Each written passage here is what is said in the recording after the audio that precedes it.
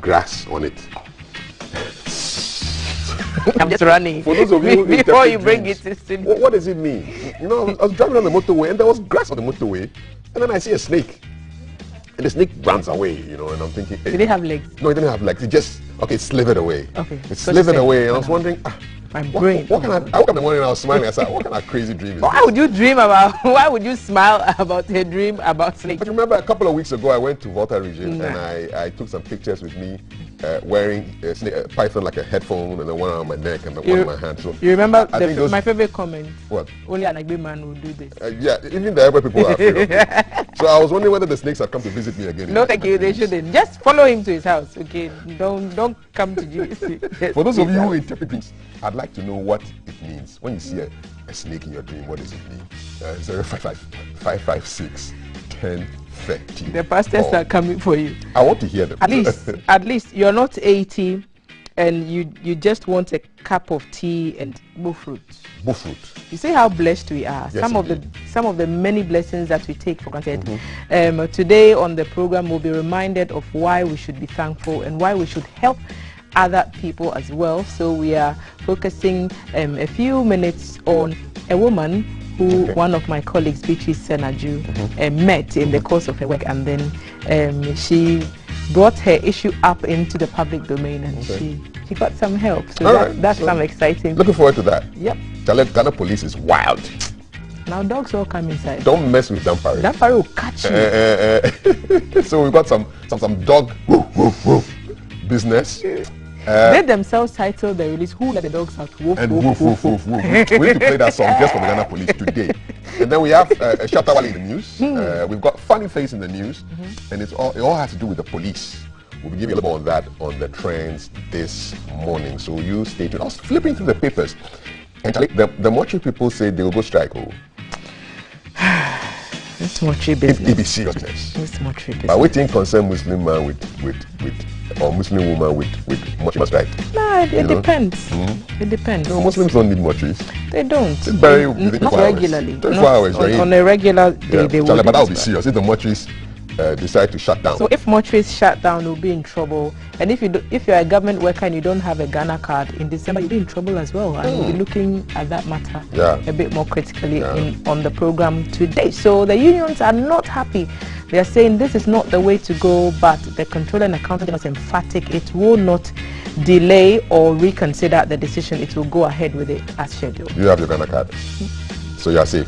Re-registered my SIM, linked my SNIT.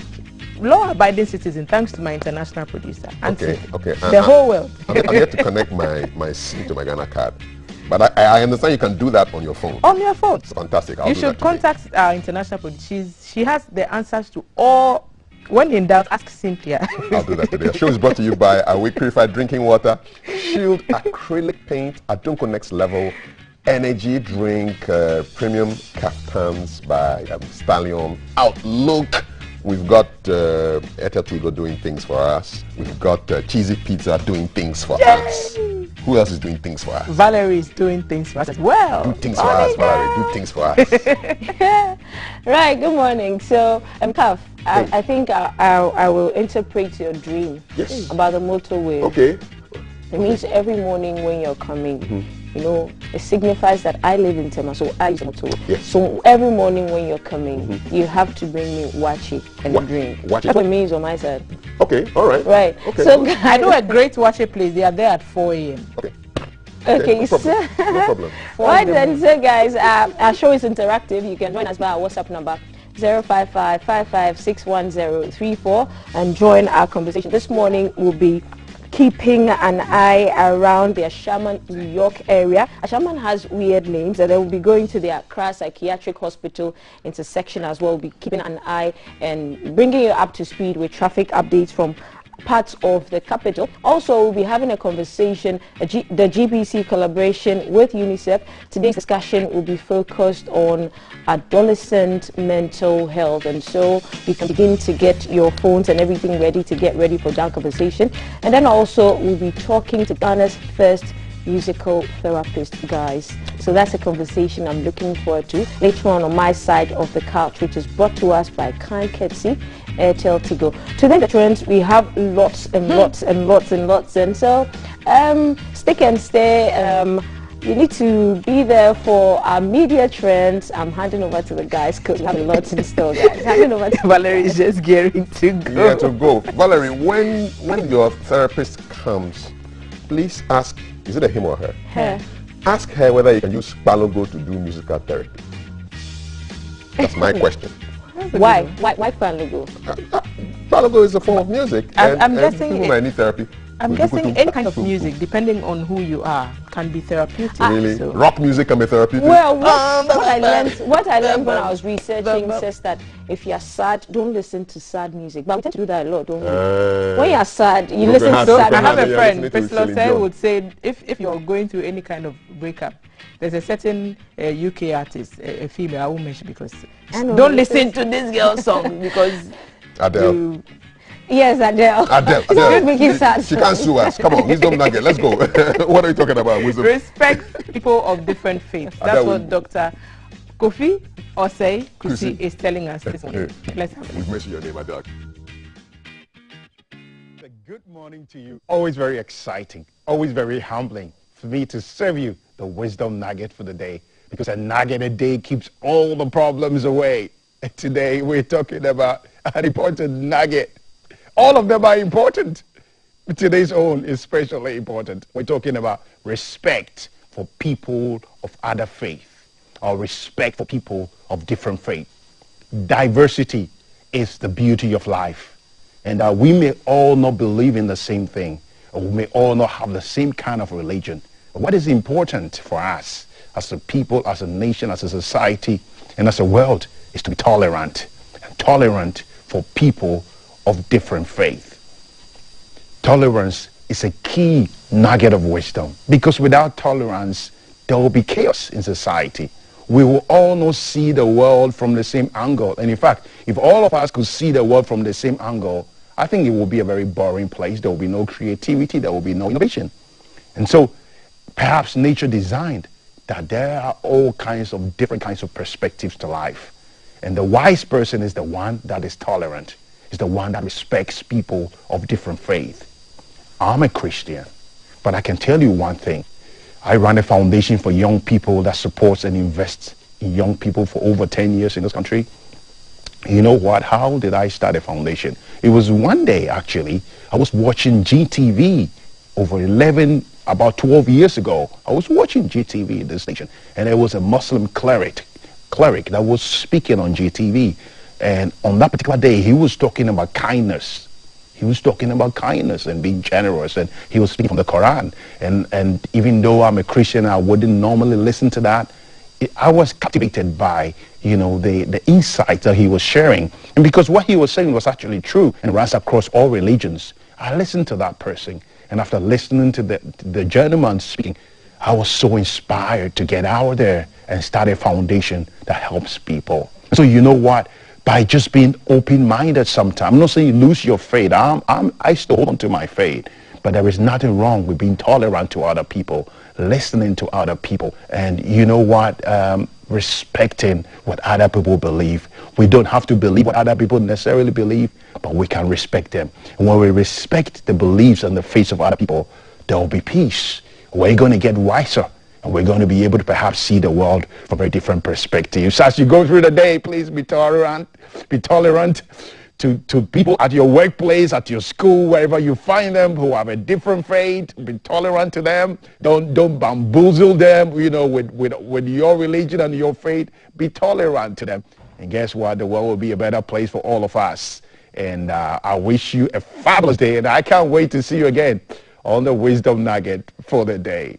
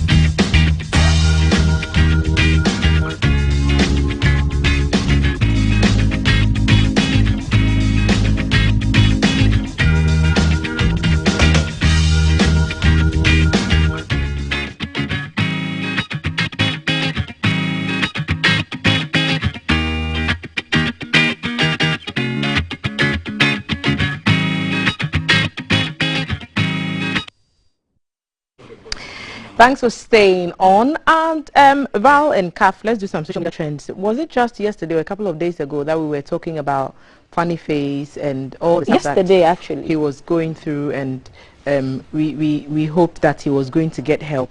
So we found out yesterday that the police had picked him up and they were going to get him some help, some kind of evaluation. That's a good start. Yeah, we were saying that we're asking where his family and friends were, that he needed help, and so.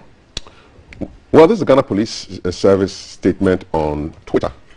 In case you want to follow Ghana Police on Twitter, it's GH Police Service. GH Police Service, all right?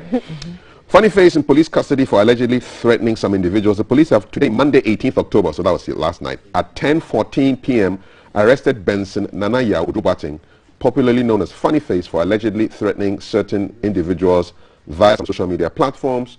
Due to the history of the suspect, the police shall submit Benson Nanaya Udubating to the court for an order for psychiatric examination to determine the next line of investigative action. The police is committed to protecting lives with the generous help of the public.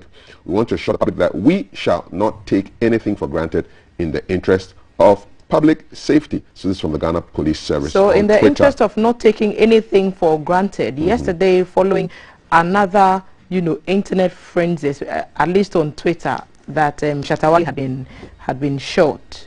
The police have issued a statement again to say that they're looking for Shatawale. They went round. They went around looking for. They said they went to the hospitals. They also released a statement, and that's what is on the screen now. The attention of police has been drawn to widely circulated news on the alleged gunshot attack on one Charles near Mamenta, popularly known as Shatawale. On hearing the news, the police have launched an investigation into the matter, including making contacts with some of his close friends and family members, and all of them claim not to have knowledge of his whereabouts or the alleged incident. A team has visited the house of Shatawale and he cannot be found there.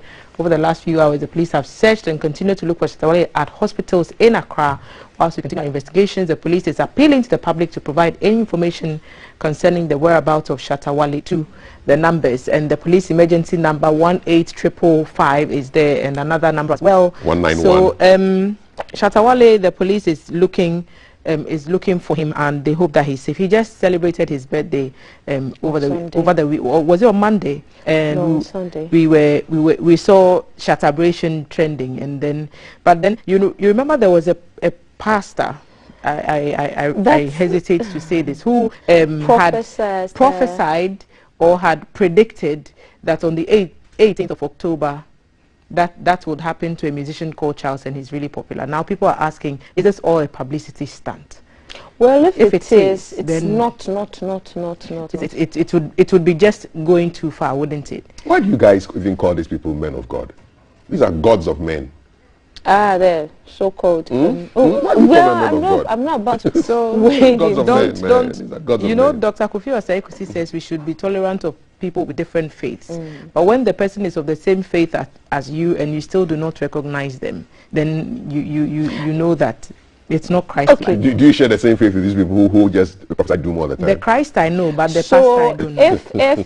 If you see something in the spiritual, with your spiritual eye, must you come out publicly or sit on radio and say it? But why do you not contact the person and tell them? But must you draw attention to yourself? But it happens, and these. It's because we give them. It's because we give them the platforms to speak. Okay, so the bottom line for me is, if all this is some kind of stunt, and I pray that it isn't, and I pray that Shatawale is somewhere safe and sound. I hope that nobody will come out and say, ha ha ha, it's not funny at all. The law is working now. Dampare will catch you. Yes, the law is working. And Dampare now has dogs. If you are leaving, we had horses. Now there are K9 units. Look, Dampare will catch you. These days the police, they don't joke. Look at this. I can see and mothers, you see the women. I can see mothers telling their children, if you don't eat Dampare will catch you. Yes, it's no longer police. Dampare will come for you. The good doctor who is an IGP. So these are the dogs. And somebody was asking, why can't we have some local dogs, mongrels? But it's not easy to train mongrels. Because it's also intellectual capacity of the dogs. Conversations. So I saw one of them in front of GBC with the dog. And here, So about sometime on Friday, I think it was. And I remember thinking, but if you're on duty, why are you walking your dog? Like, take the dog home and then do your work. You didn't get the Dampari memo. No. So it was only yesterday when the memo came out and the release was out. And then I'm saying, actually, that's what that was. So I'm excited. If you like dogs, you'll be excited. But if you don't, just stay out. He was on duty. Stay out of their way. He was on duty with that dog. I hope they are paying the dogs because labor laws. No, but these dogs are very well fed. They're not eating Gary. I can assure you. Actually, dogs like Gary. No, these dogs like Gary. You know, they don't just treat them like how we treat our dogs in the house. They actually treat them like men in uniform. Because they are professionals. Yes, I'm a dog lover. For real? Yes. You have dogs? And I treat Gamora. Good morning. Your dog is called what? Gamora. Gamora. Sure. We call her Gummy. I love dogs. Sounds like an ever name. Gamora. We call her Gummy. So Gummy. Silly one. It's a lady. Yes. So what are your dogs' names? Maya Gaia, Kushkat, Kush. Don't make me do that. Maya Gaia, Kushkat.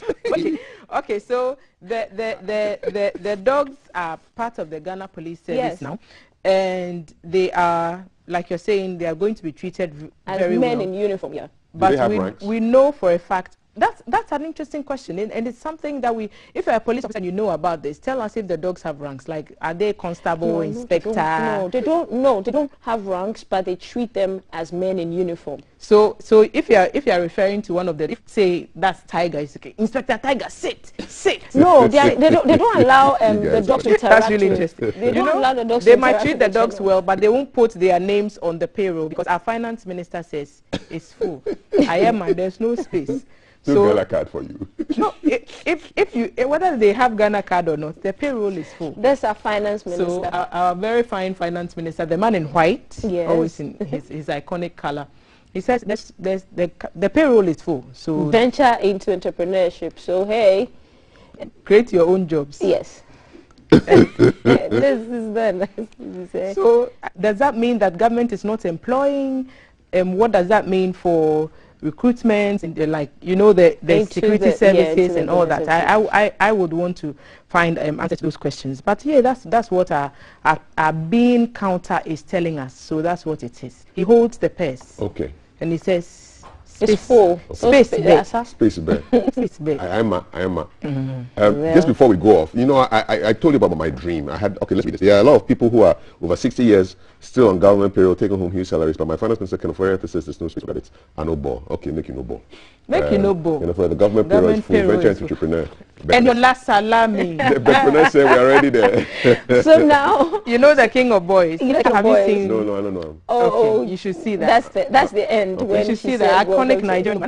Another Nigerian artist is trending, and can I just say that if you break the law, Dampari will catch you. But if you do not break any laws, whatever happens in your home should stay in your home. Yes, I mean people should just shush it. Who is this chick? That's Tiwa. By the way, her single, 2 weeks ago, her video with Brandy. I've just been jamming to the song all day, every day. It's a challenge on TikTok now. Cap, you say you are joining TikTok since 16. Hurry up and join. No, I've joined. You should do it. A couple of weeks.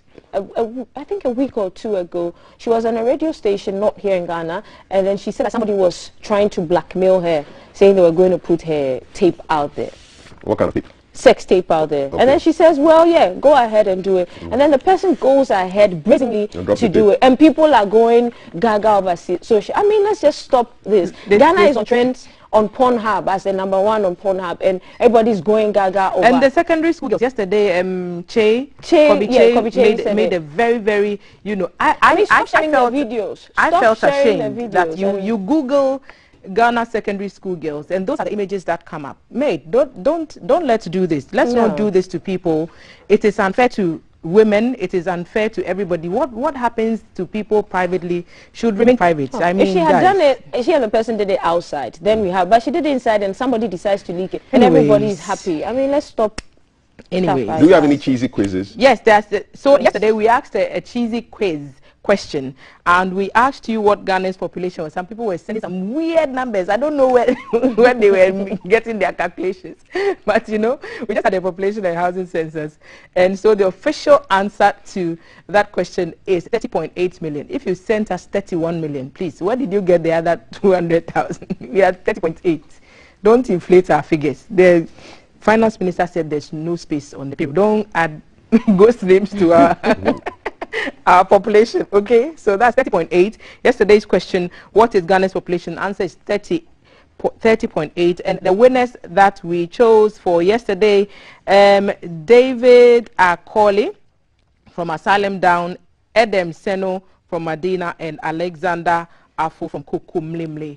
You were the people who won our vouchers to get yourself some delicious pizzas from Cheesy Pizza, delicious pizzas everywhere there. So David, Adam, Alexander, get in touch with us. The team will make your vouchers available, and then you can grab some delicious pizza from Cheesy Pizza. What's today's question? Today's question is, how many constituencies do we have in Ghana? Okay. How many constituencies do we have in Ghana? And that's an easy one. WhatsApp number is 055-556-1034. Just WhatsApp 055-556-1034. Don't put it anywhere else because we're only taking answers from WhatsApp. And talking of WhatsApp, I put out my dream this morning that I was driving on the motorway. I saw some grass on the motorway, and then a snake, and the snake slithers away. I wanted interpretations. So this is Tugaman says, good morning. Your dream means that there are enemies who want to distract you and cause you trouble. But there's something special about you, and that's keeping them away from you. Stay blessed. Amen. Okay. I want more dream interpretation. When you see a snake in your dream which slithers away, what does it mean? Okay, guys, right? let's settle into our first conversation for this morning. We will be talking to the reporter who covered a story about a septuagenarian. So who is that? Do you know what that is? If you know, send us that across as well. I'll personally guarantee you maybe a beautiful mug from the breakfast show, pizza or something. So let us know what you think. We are heading into that conversation now. You don't want to miss it. The little things we take for granted mean the world to some other people. We'll be back. Live from GBC Studio 1, this is the Breakfast Show. 7 years old. Beep, beep, beep. I'm 4 years old.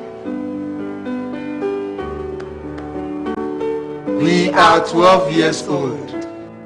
It's been 1 year since I started my antiretroviral treatment. You can live a long, productive life with antiretroviral treatment with GBC Studio 1, this is the Breakfast Show.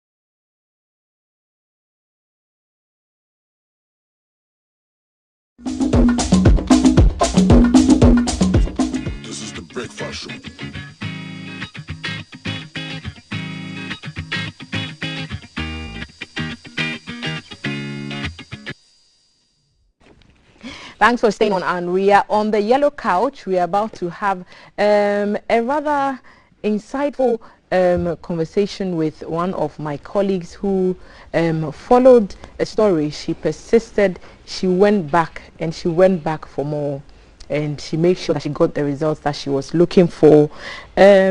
So, you know, people live in the worst conditions imaginable, and some are even unable to afford 1 square meal a day, to talk of 3. And 70-year-old Efua Kuto is not on the livelihood empowerment against poverty program LEAP. That program is a government initiative that supports vulnerable people, and so it helps them at least to feed. She's not on that program, so she is not able to survive on that. She has 2 grandchildren who are gifted with some abilities, but their dreams are on hold because there is no money. And any form of informal sector pension is not on her cards. So she's not getting a pension. She's not getting a stipend of any kind. And she has 2 grandchildren who have promised, but because there is no money, they couldn't do anything. My colleague Beatrice Senaju is in the studio, and she followed that woman's story. Let's have a look at what she found on her first visit, and then we'll be back to meet Beatrice. Even though she works tirelessly from dawn to dusk to care for her family, Efua Koto is only able to get some tubers of cassava from the farm she weeds every day. This structure is home for her and her 2 grandchildren. Broken pots, broken buckets, scattered dirty clothes, old trunks, and dirty bowls. Her husband left her 40 years ago, and she has never set her eyes on him again. From then on, it has been struggling and juggling from one job to another to fend for the family. Poverty, she says, has drained all her youthful juices. She defines poverty. Poverty is when you have no money to buy food or cater for your daily needs, and you cannot go begging for food from people's houses.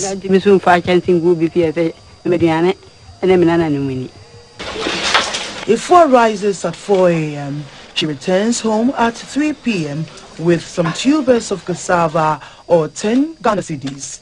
On days she is given cassava by her employer, she hurries home to put some food on the table for her grandchildren. First, she cuts the cassava into pieces and uses her improvised grater to make cassava dough. Efua Koto starts her fire to prepare banku for lunch and supper. She says sometimes they go without food if strength fails her and is therefore unable to go and weed. They have no choice than to survive on water.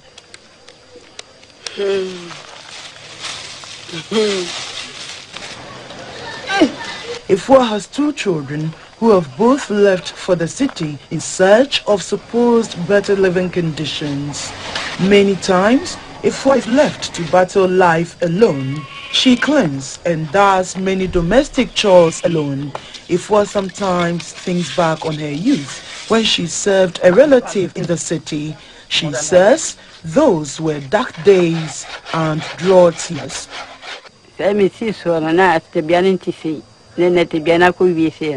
was not difficult in my youthful days. I grew up with my auntie. When I was returning to my mom, she never supported me with money to start something. I've wasted my life. The 2 plants are a bed for her and her 2 grandchildren. She has not slept on a mattress for decades now, and what broke the entire crew was when she confessed that the clothes on her were picked from a nearby refuse dump. She also walks barefoot. I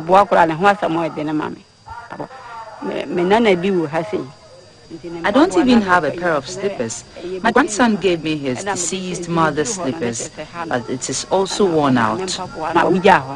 No, this ampa man. Tadia she said, "Man, yata de be fenka me di so bi no kura me ko stand that say." One of Efuakoto's wishes is to afford at least a beef loaf and tea as breakfast every morning and also eat properly before she dies. And me wa for the say pan on. Any go for the no. I spend all my day in the farm on my quest to get some money. I hardly eat and I get stomach ache anytime I eat anything with pepper. As an old lady, you need to eat well. 17-year-old Kwekunti is Efuakoto's grandson. He makes shapes from used water bottles and a helicopter with bamboo.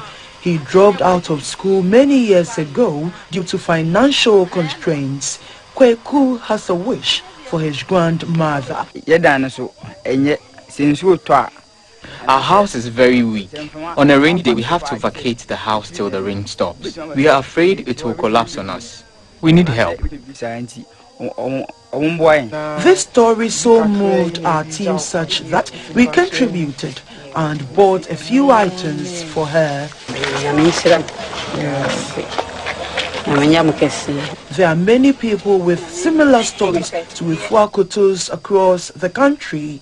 Official reports from the league website show that in 2015, 90,000 households and over 200,000 beneficiaries were captured under the Livelihood Empowerment Against Poverty program to receive cash support. Efuakoto was not captured. Ifua has no idea what the LEAP program is all about. I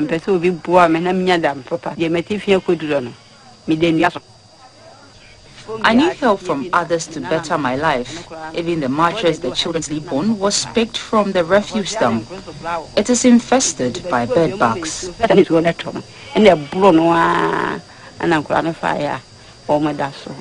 She tells me God has been good to her and given her long life with no health issues. She prays that help will come someday somehow from any individual or benevolent organization so she too can sleep on a mattress and live comfortably in better surroundings before she leaves this life.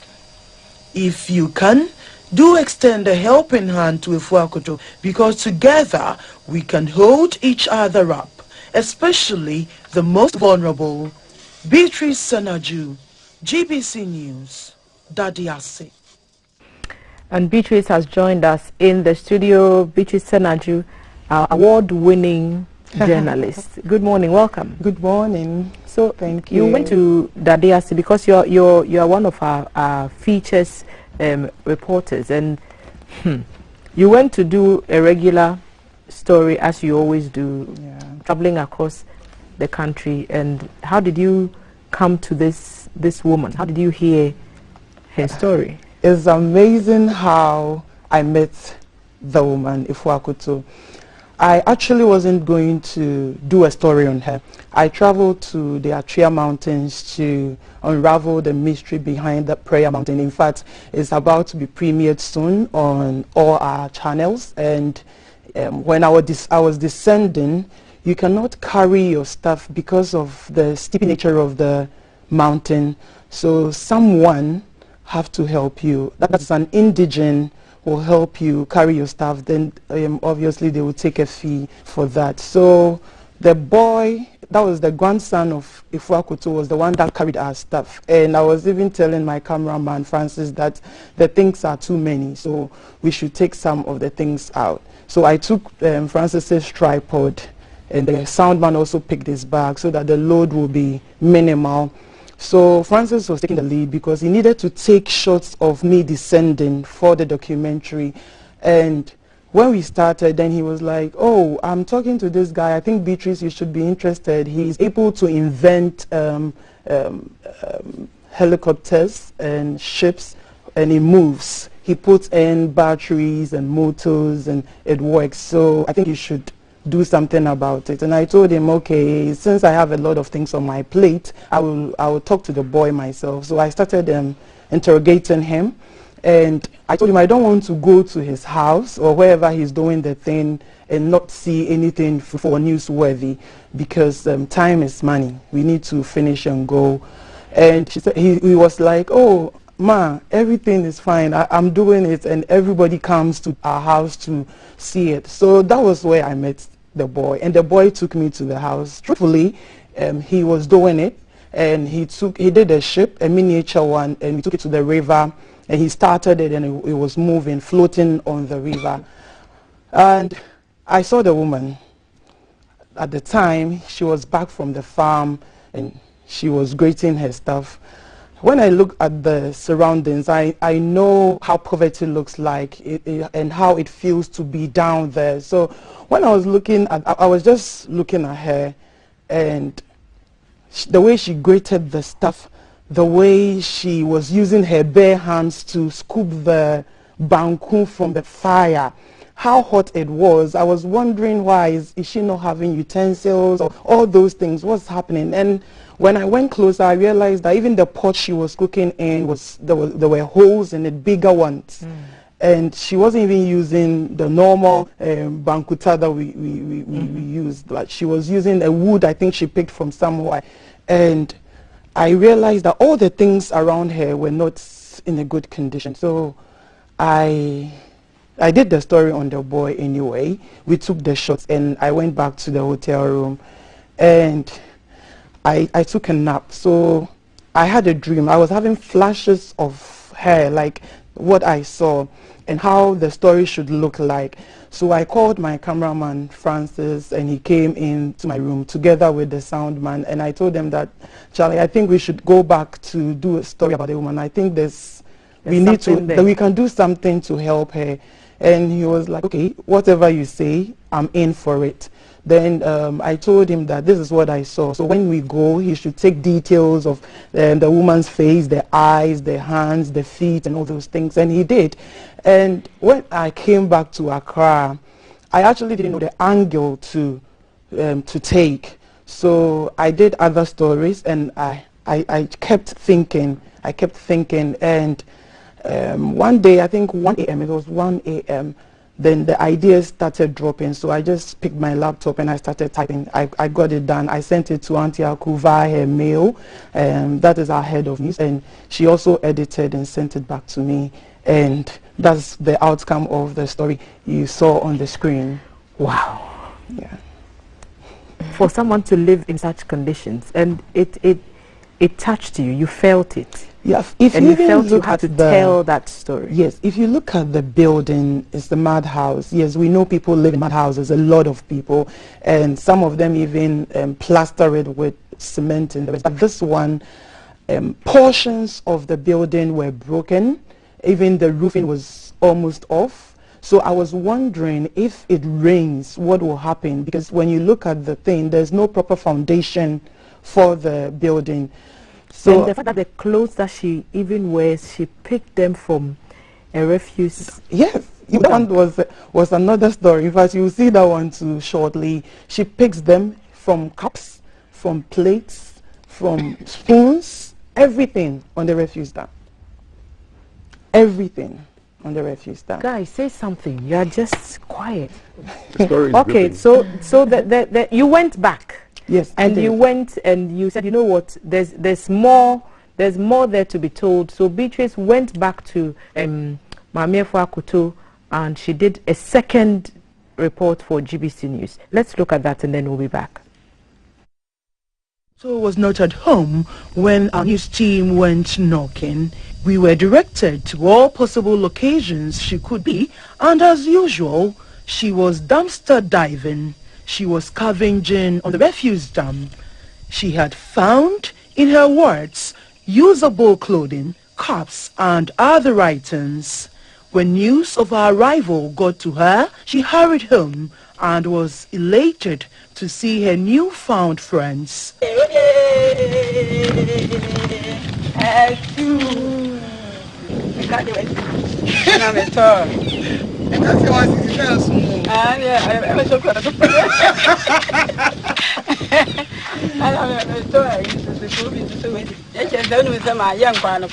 Our mission was simple: to donate a refill of supplies, rice, vegetable oil, sugar, fish, garri, tomatoes, onions, provisions, clothing, and a few other necessities. In our initial encounter with her, her greatest wish was to afford tea and a beef loaf or bread as breakfast every day before she dies. GBC News granted that wish as well.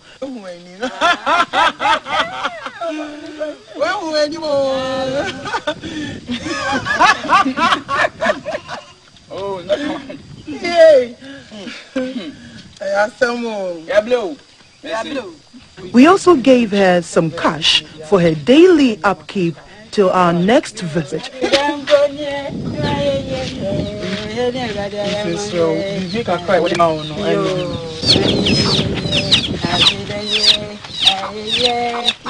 The next plan for Ifua Akoto is to provide decent accommodation for her. All persons who are moved to partner GBC to put a broad smile on the face of a septuagenarian are welcome. And Madame Ifua Akoto and her grandchildren say,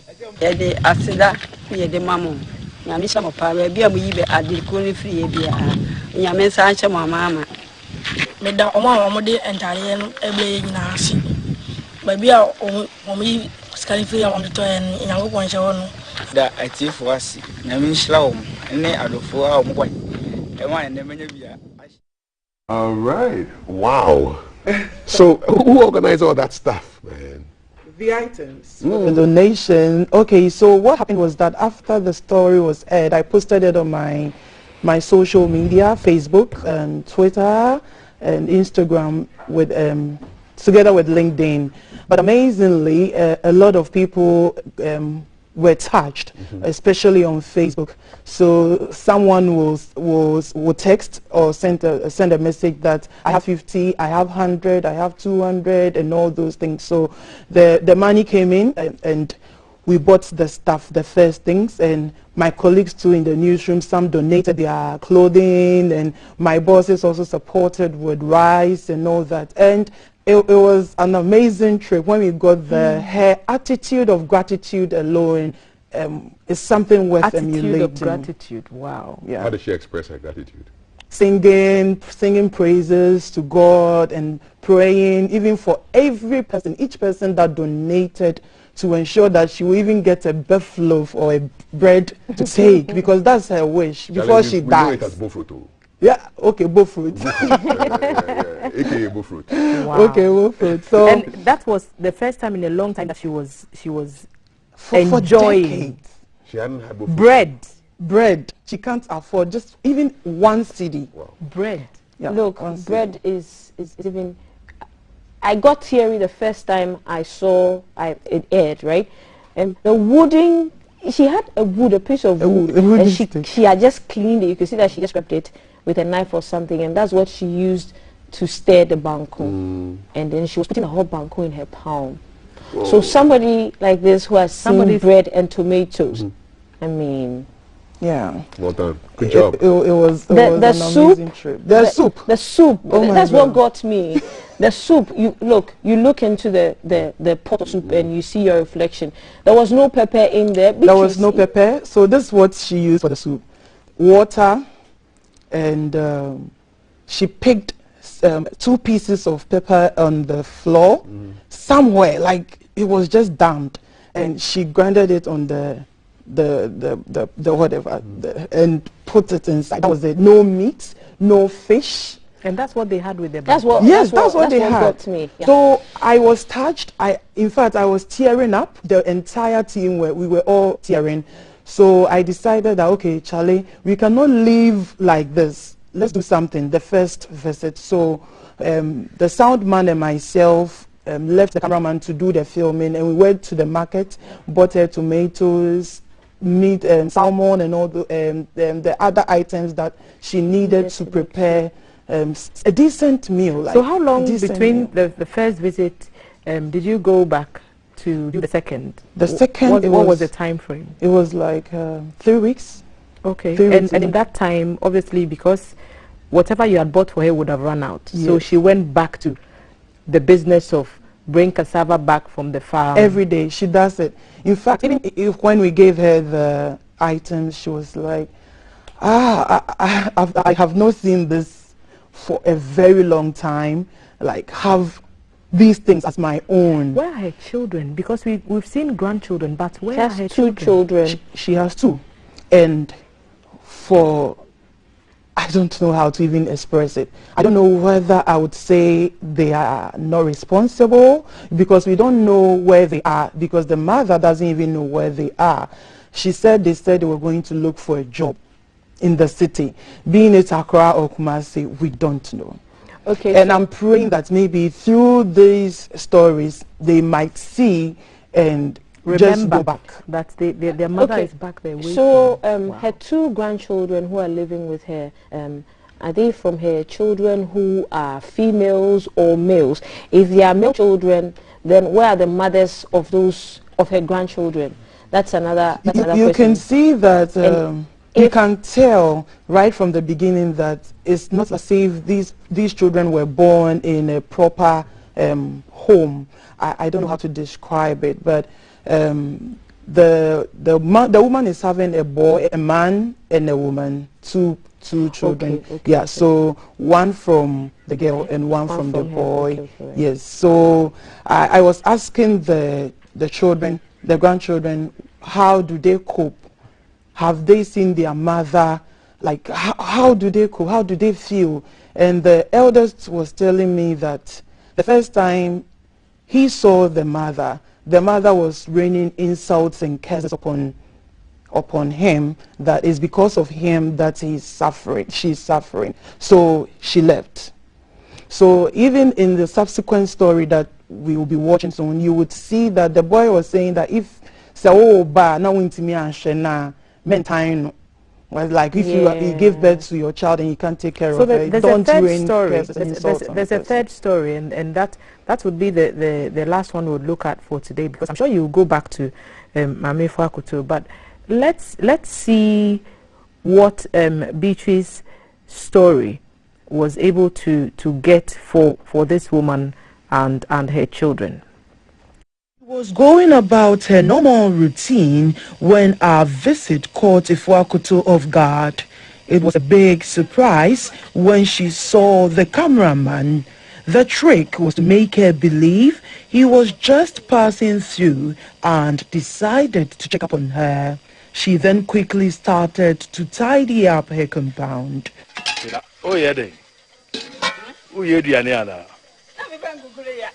Pleasantries were exchanged, and then the entire crew drove into her compound. This was her reaction.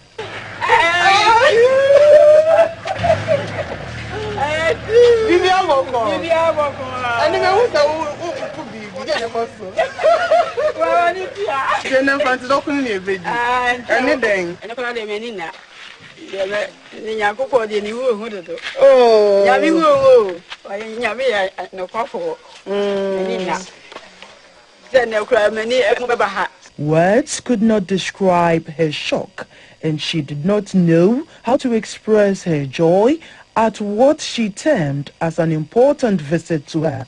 She quickly fetched some water, picked up soap, and headed to a bathroom for a quick bathe.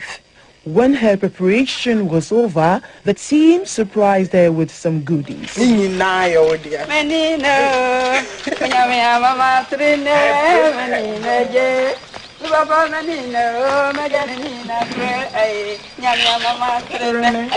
visit to Ifwakuto was twofold.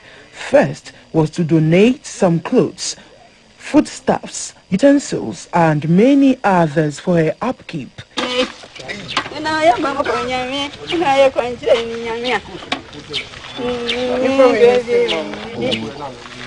Realizing she now has new clothes, she hurriedly changed into one to display.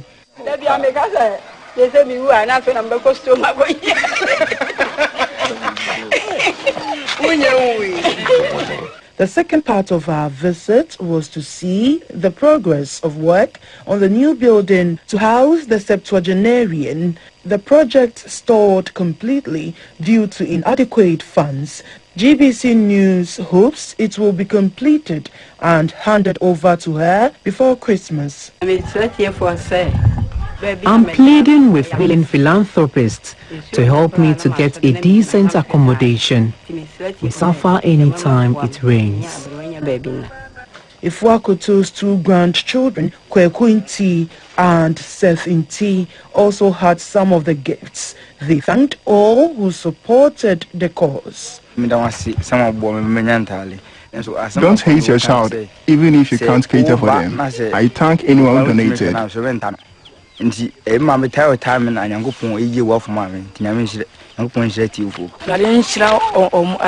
God bless viewers for supporting us. The donation to the septuagenarian included some cash. It's always difficult leaving Ifuakoto behind. Her sense of humor and expression of gratitude, even in her disadvantaged circumstances, is commendable.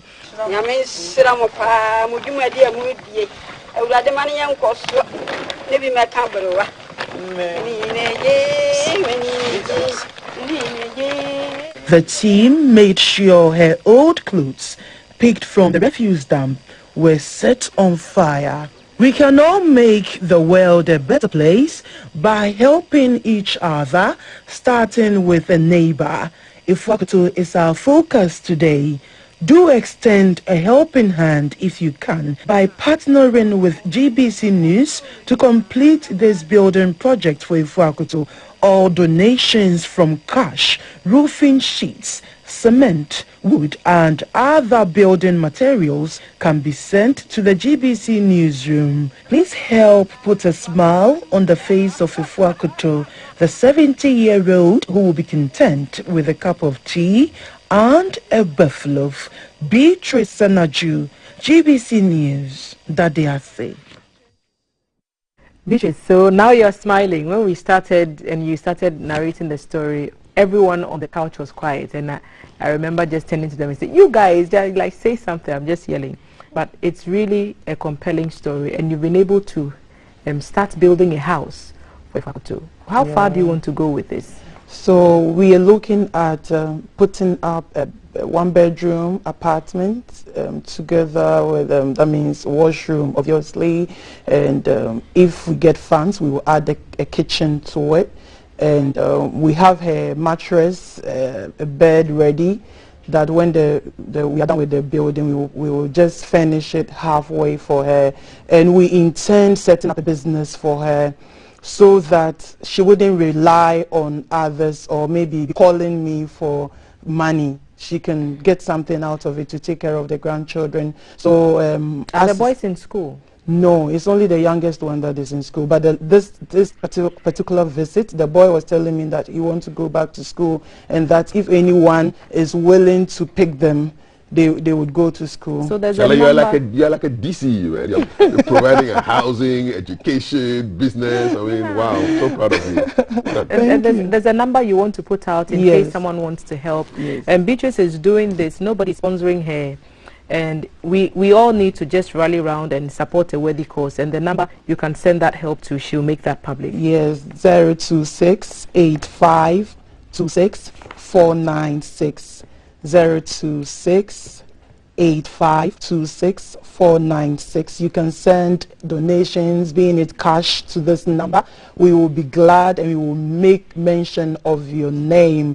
And in fact, anyone that will donate in kind, when it comes to cement, wood and all those things, you can bring it to the GBC newsroom or even to the breakfast show. We have enough room to receive all these things. And when we are finally giving it to her, we will bring her to the studio again for her to thank all of you. And I know that if you give, the Lord himself will bless you. We believe in giving, and we know that God will bless you. So it is not a project for Beatrice, it is a project for a septuagenarian, and it is a GBC project, the newsroom project, and it's for all of us. So if you partner us, we will also we will revert. Thank you so much, Beatrice. You are doing an amazing job, and you think that way as well. A few of the messages coming in, thanks to the team. We need to go out there and look for such people and help them. We should not wait until luck falls on them to be exposed for the public to help. And this is from Ajua, because there's so many people out there who need this same kind of help, but they are not doing it. So if you know anyone near you who is in desperate need, you may not be able to reach out to Beatrice for Ajua Ekua Akoto in this case, but you can reach out to other people and you can offer them help when they need it. So many messages. God bless you for what you're doing. God bless the staff of GBC for love for humanity. The story of this old lady, you are doing so well. Keep up and go for more. We have to wrap on this segment, but I just wanted to put that out there. Thank you, Beatrice, for doing this. And like you said, anyone who donates to this cause will bring the person on the breakfast show. We'll bring Efwa herself on the show, and then she will tell the story of how her life changed because of one story, the power of the pen and the camera. GTV Breakfast. We'll be back.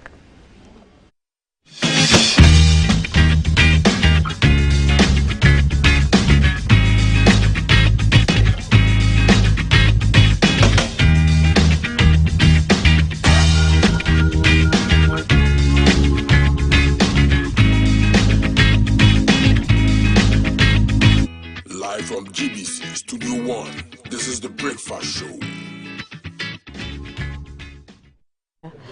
Welcome to the side of the breakfast table. We're going to be connecting with my colleague Alan. Alan is around the Accra Psychiatric Hospital intersection to bring us traffic updates, and we will get back to my colleague Alan soon.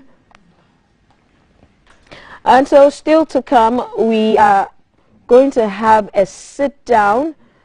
We're going to have a sit-down with about a discussion on the Ghana card or no salary. We are going to be talking to some government workers as well, and we'll be talking to the authorities. Also, we'll be up close with Ghana's first trained music therapist. So you can send your comments and your submissions on that one. Do you know who a musical therapist is? What do they do? Do you think you need music therapy? And when should music therapy coming? Also, we'll be talking about adolescent mental health. We recently celebrated Mental Health Day, and here at GBC, with a collaboration with UNICEF, we are putting together something and looking at adolescent health, reproductive health, and today we are looking at mental health. The show is interactive, so you can send your comments via our WhatsApp number 055-556-1034. And Alan is behind me in my shot. Alan, what can you report? What's traffic looking like?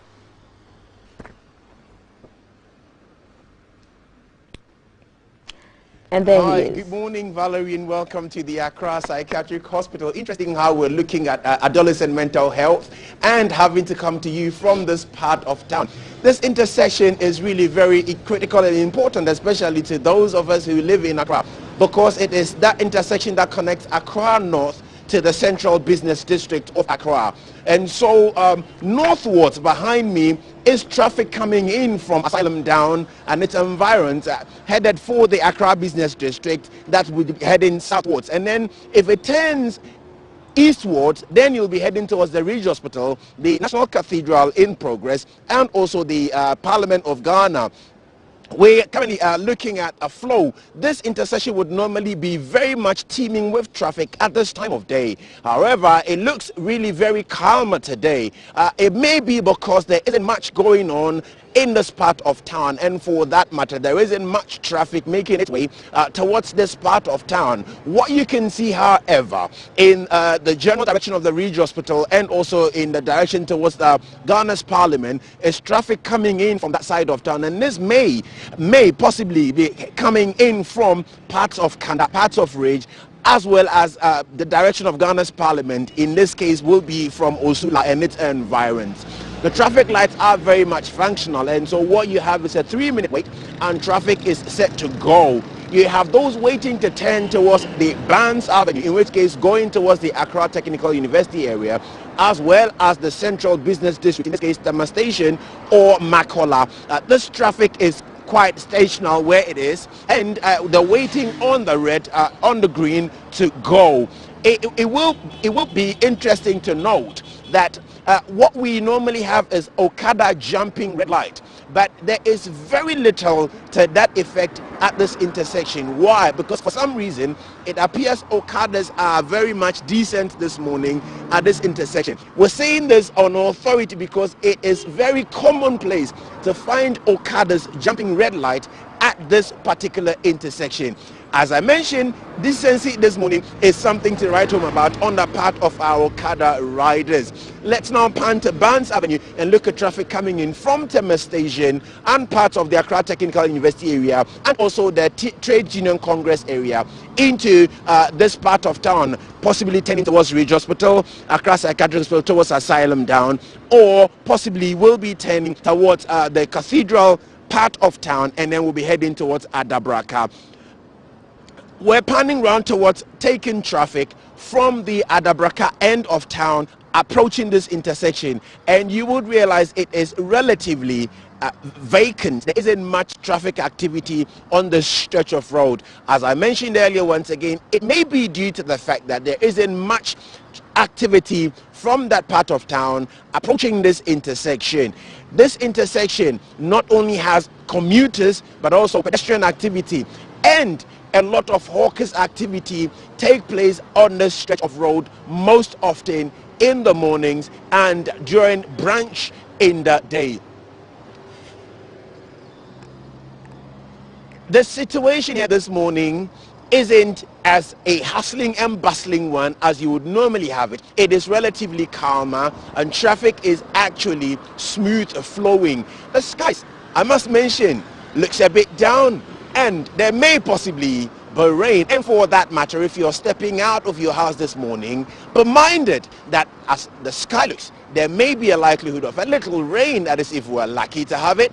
This has been Rush Hour, coming to you live on GTV Breakfast. My name is Darrell Alan Tego. Thank you very much, Valerie. Well, that was Alan with the traffic updates from the Accra Psychiatric intersection, and from what we can see, the traffic is free flowing, but do remember to carry an umbrella because the skies look a bit cloudy, like it's about to rain. The show is interactive and won't be possible if it wasn't for Awake purified mineral water. Whenever you buy a bottle of Awake purified mineral water, a fraction of that goes to the Cardiothoracic Center, where proceeds people who cannot afford medical care, that is used to pay for their medical care. And so remember to get a bottle of Awake purified water when you step out today. Also, Shield acrylic paint, Adonko Next Level Energy Drink, thank you. And then Airtel Tigo is responsible for my side of the couch later on in the show when we talk to a musical therapist. And then Cheesy Pizza is also on the bill. Our question, our cheesy quiz for today is, how many constituencies do we have in Ghana? Send your messages, send your answers to our WhatsApp number, which is 0555561034. Do not send it to our Facebook, do not send it to our Instagram, do not send it to our YouTube, and do not send it to our Twitter. Send it to our WhatsApp number, 0555561034. Also, the winners for yesterday's quiz, Edem Senu from Medina, David Akoli from Asylum Down, and Alexander Affle from Kokomlemle. We are going to be connecting to my colleague Jay Gabriel, who is around Ashama, New York. Ashama has lots of funny names. There's Ashama, New York, there's Jerusalem, Bethlehem, a lot. So I'm handing over to Jay now. Jay, what do you have to report in terms of traffic? All right, thank you so much, Val. Good morning, everyone. Welcome to Russia. It's hashtag GTV Breakfast. My name is Jay Gabriel. So this morning's report, we're going to give you a little bit of a different perspective. We are at the Atadeka Junction here in the Ashama municipality, and this is where we'll be bringing you the highlights of. It's in the Pong Katamanso municipality. Sorry about that. So we are bringing you these because I'm surrounded by stations, and we just want to bring you live from people who live around here, how to get to work and school and various destinations So behind me, you'll see Medina Station, because for those ahead, if you want to go to Medina, Dodowa, or Oyubi, you can board a vehicle from here and head to those destinations. Also, it can go all the way to Kubekrom number 1 and 2, Kunkatamanso, as well as Apollonia as well. So this road will take you there. You can see for commuters who are entering Atadeka from this side, there isn't that much traffic facing them. They will go and face it when they get to Zainu, and I'll get to that in a minute. So, panning to this side, the road you're seeing presently, you don't need a visa to traverse this. And there's a reason why I'm mentioning visa, because if you use this, you're heading towards Washington, you're heading towards New York, and you see Washington and New York are in the same place, and you are going towards aviation. And I understand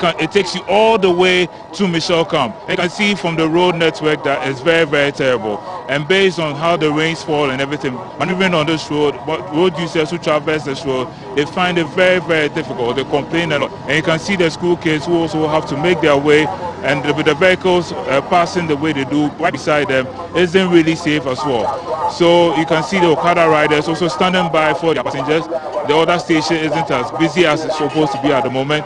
And then there's a Lapa station as well right in front of me. So from here you can get to Kaswa Barrier and all that. So for people who live here, this is where they can get their vehicles to get to their various stations. And ahead of me, going all the way to Ashama, we have Zainu, we have Lebanon, and then you go all the way to Ashama. If beyond that, you can get to Tema. So there is an amount of traffic for road users heading in that direction because of the rain that fell, and also the road network is quite terrible. Coming here this morning, I happened to go on a roller coaster ride. I haven't been on a roller coaster before, but sitting in the vehicle, going on the roads, it was quite terrible. So I plead with the MC and whoever is in charge, the MP as well, the urban roads, whichever department, come and fix the roads for Ashama, the people here at Ashama, as soon as possible. This has been the Russia report from the Atadeka Junction in the Pon Katamanso municipality. Back to you, Val, in the studio. Not allowed to sign off. Jay, did you find out why those places are called Washington, Zainu, New York, Jerusalem, Bethlehem? Did you find out why they are called like that, those names? Jay.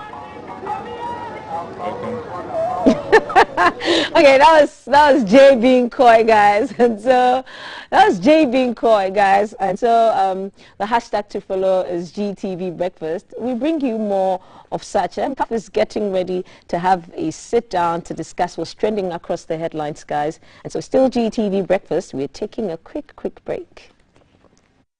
Live.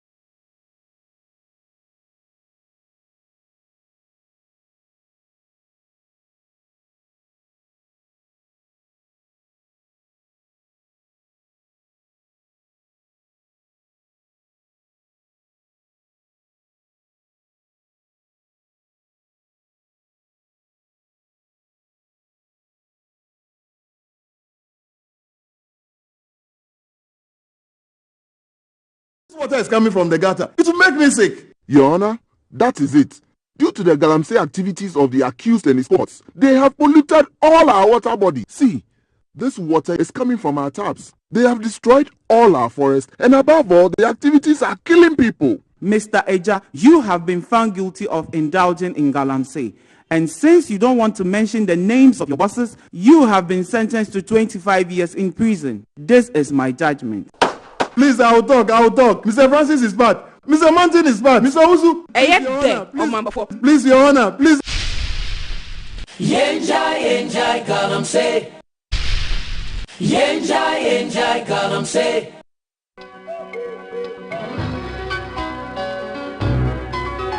Oh, today he has been extra sweet, and the way he looks at me. I have done everything by the book. It's on. Hey, but I have to get some condoms, Charlie.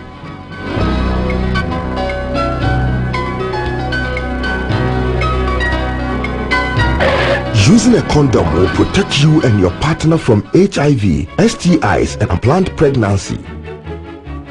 Condoms are an effective way for protection against HIV infection. Don't take risks. Use a condom every time.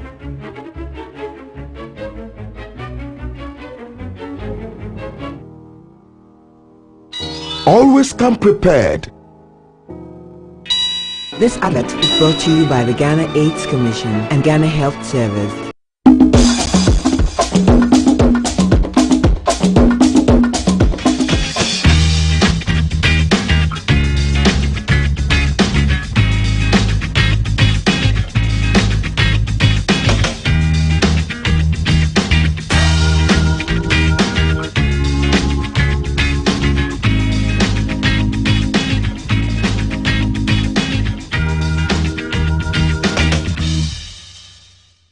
TV breakfast. My name is Kafui Day. I'm still looking for people to interpret my dream. So I told you I had a dream that I was driving on the motorway, and the motorway had grass. And then all of a sudden I see a snake. And the snake slithers away very fast. And I wake up and I'm smiling in the dark and I'm thinking, what kind of dream is this? And those of you who interpret dreams, I'd like you to tell me what happens. What should I be thinking about if I see a snake in my dreams? Okay, let me know. 055-556-1034. Still to come, conversations on no Ghana card, no salary. What do you think about that as a government worker? That's a big conversation you want to be tuning into on this show. This show is live on Facebook and on YouTube. Look for Ghana Broadcasting Corporation and follow the live stream and share it with your friends. Just about to jump into the headlines, but I'll start with a big headline yesterday, which had to do with the passing of former U.S. Secretary of State Colin Powell, who died of COVID-19 complications. And what really shocked people was that he was double vaccinated, and there were questions. Hey, so can you be double vaccinated and still die of COVID complications? To give us some education on this, I'm speaking right now with an infectious disease physician who is the acting director of the Ghana Infectious Disease Center, Dr. Joseph Oliver Comey. Dr. Comey, good morning. Welcome to GTV Breakfast. Good morning. Good morning. Thank you for inviting me. Thank you very much. Good to have you on the show. So, when the news broke of General Powell's death and the fact that he was fully vaccinated, a lot of questions started coming up. Is it possible to be fully vaccinated, double vaccinated, and still die of COVID complications? Please give us some education on this. Okay, thank you very much. It's possible. Remember that there are some facts I want to first put across. That having the vaccine or fully vaccinated, whichever the series, if it's Johnson & Johnson, that is 1 shot. If it's Pfizer, that's 2 shots. If Moderna, 2 shots. AstraZeneca, 2 shots. Sputnik, 2 shots. Once you are fully vaccinated, what happens is that you can still get COVID. What the vaccinations will do is that it will prevent us from getting hospitalized from COVID and also dying from COVID. The fact still remains that the vaccines are not 100% effective. So you can still be fully vaccinated and still get COVID. I'm sure you've heard about the term breakthrough infection.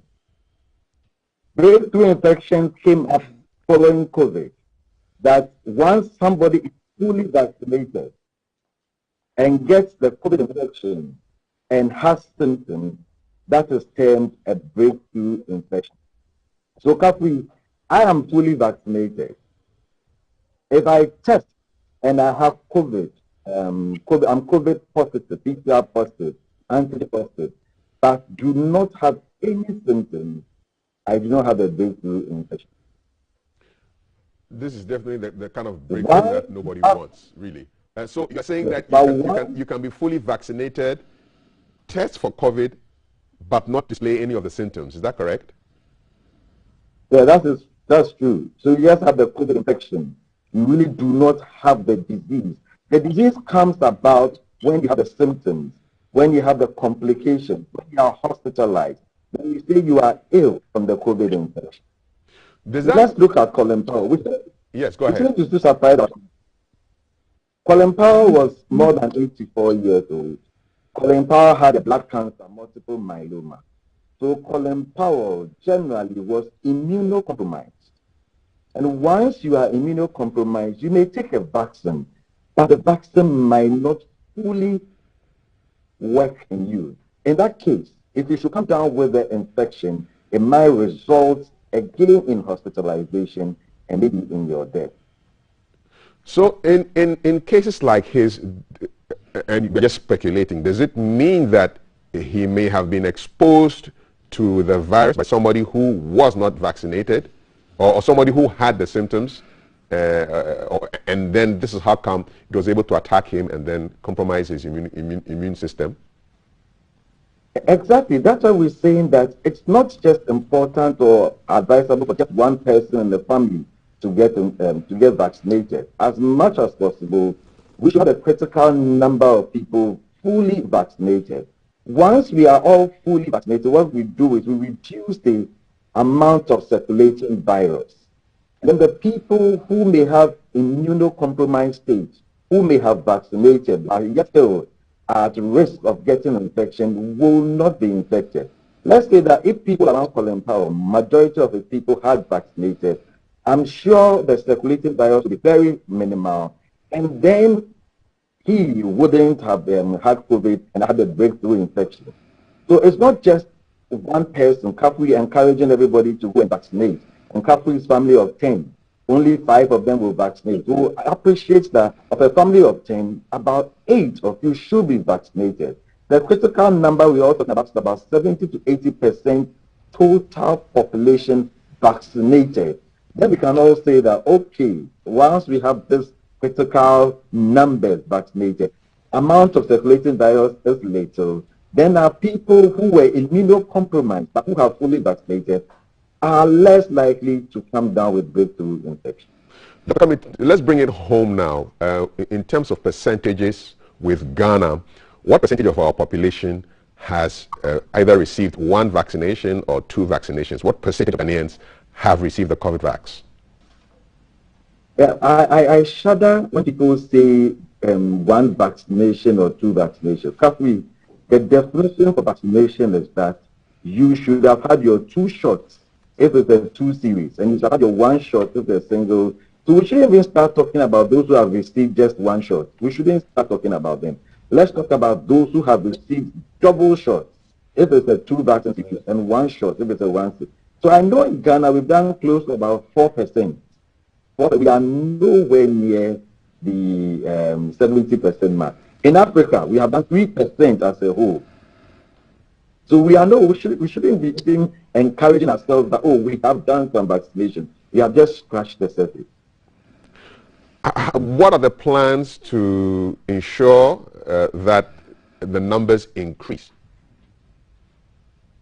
Okay, so I know that this month of October, throughout the month of October, we are vaccinating everywhere in Greater Accra region. Sometimes the people are telling you, are not even getting the people to come out to come and vaccinate. Maybe we should use your medium. Every health worker should be vaccinated. People are asking, should we go for vaccine mandate? I'll say, please hold on, don't get there yet. We do not have enough vaccines for you to say vaccine mandate. But for certain category of workers who may always come into contact with people who are sick and may be carrying the virus, especially healthcare workers, institutions, they must all insist on people getting vaccinated. Once you go out there and the opportunity is there for you to vaccinate, kindly vaccinate. The churches should make it one of the, as we talk about tithes, churches should also talk about vaccinations. The mosque, let's talk about vaccination. Our key opinion leaders who are vaccinated already to be encouraging their people to go and vaccinate.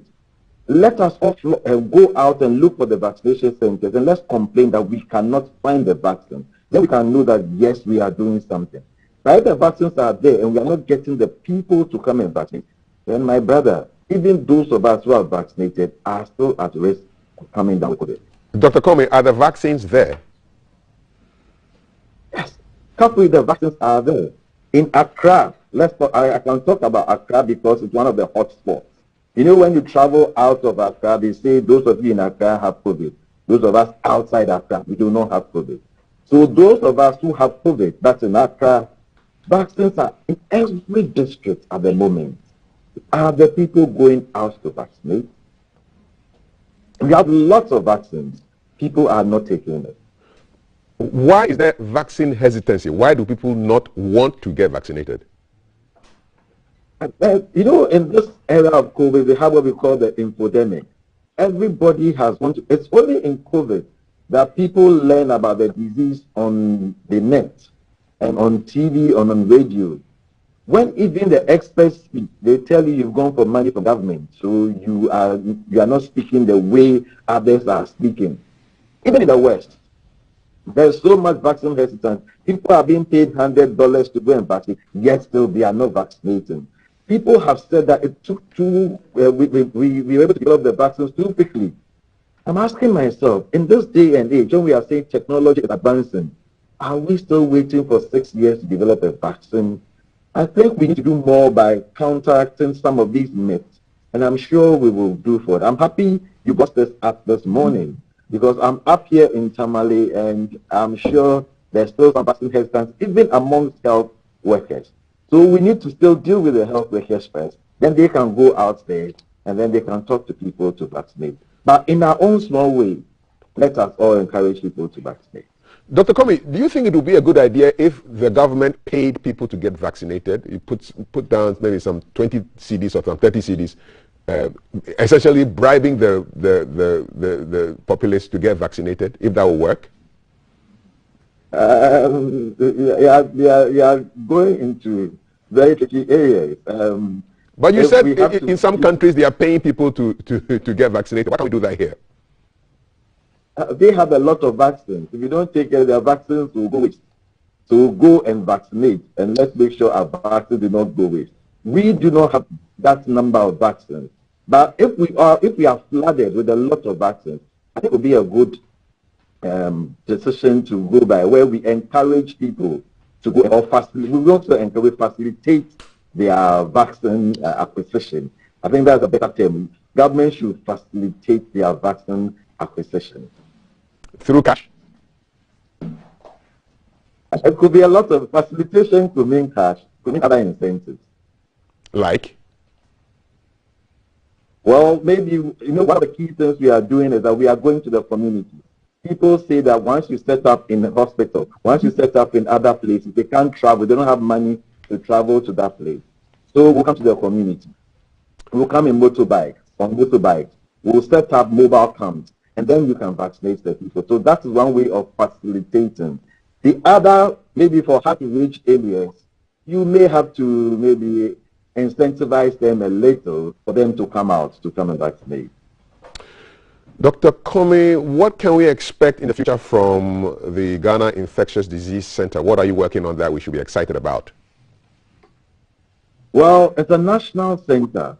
It was built purposely to handle pandemics. So the first pandemic we are handling currently is COVID. But because the Infectious Disease Center, we're looking at doing a lot of maybe clinical trials there to maybe solve some of our problems here in Ghana. We're also looking at, in the future, tackling complicated HIV, TB, hepatitis, and all the infectious diseases that tend to give us problems. And also maybe investigate some of our neglected tropical diseases, and then try and find homegrown solutions to some of our problems. Dr. Joseph Oliver Comey, thank you very much. He's the acting director for the Ghana Infectious Disease Center. He's an infectious disease physician, and he was talking about protecting yourself. Make sure you are vaccinated, because the fact that you have the vaccinations just makes it harder for you to succumb to complications of COVID. So make sure, don't think that you have the vaccines and that's you're bulletproof. You are protected, and it's important that as many people get vaccinated. We are currently at 4% compared to Africa. Africa is 3%, but hey, we should be thinking about ourselves first. Okay, 4%, and according to him, the vaccines are available, at least in the Greater Accra region, which is a hot spot, and you need to make sure that you are vaccinated so that we can control this pandemic. What are your thoughts? 055-556-1034. We're going straight into the headlines, and I do have with me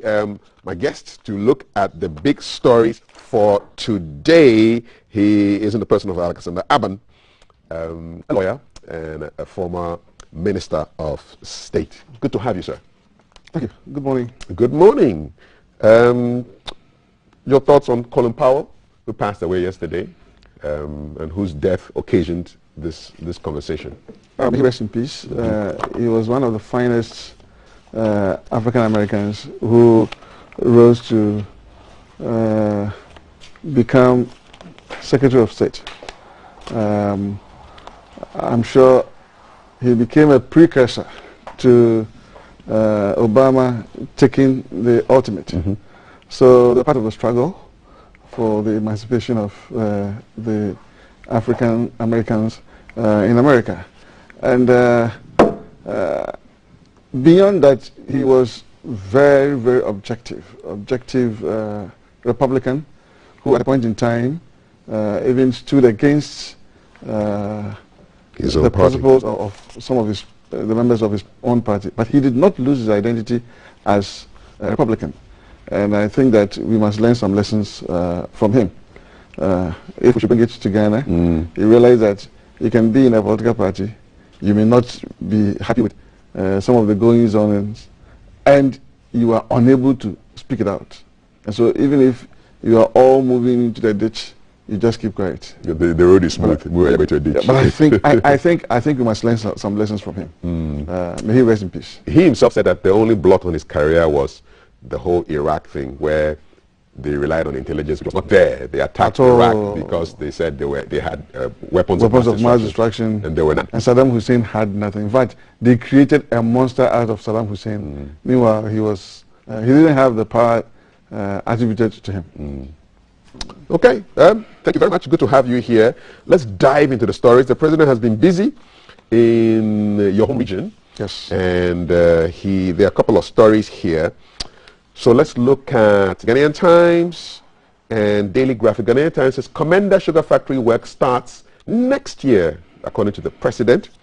And the president also says, on the front page of today's Daily Graphic, sod cutting for Cape Coast Airport to happen next year. Let's start with Commander. Now, Commander is not new. Commander is from Kwame Nkrumah's time. Why should a factory built in Kwame Nkrumah's time start work next year?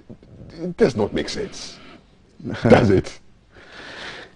Good morning once again. Good morning, good morning.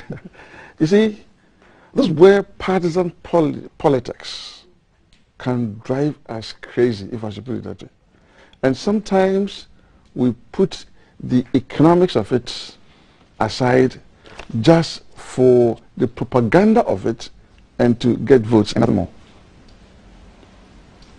You see, when we were in the elementary school and we were learning about the economy of Ghana, I mean, in its rudimentary stages, we learned of Commander Sugar Factory, right? So it's been there for a very long time.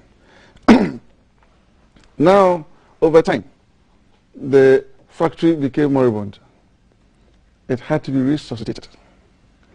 And in doing that, I think ordinary prudence should dictate that you must have the raw material set. Because we're dealing with machinery. And if you say that you have reasonable expectation that within a short while you can even get the raw material to feed the factory, and so you go ahead to do the factory, what steps are you taking to have that raw material available? Secondly, because we're dealing with machinery, if it is allowed to just lie fallow for some time, without even doing greasing and all those things, before you realize, at the time you go into active operations, you realize that the amount of money you would use in recalibrating and making sure that everything is working, you would have been better off getting the raw material, being certain that over a long period of time you have enough to feed the machinery. But this factory worked back in the 50s yes, and 60s. In fact, that explains why. That explains why why. now? That explains why in those areas we had so many growers who were dealing. Who were cultivating sugarcane. Ask yourself, do we still have it there? We don't. And so the lands have been converted to some other use.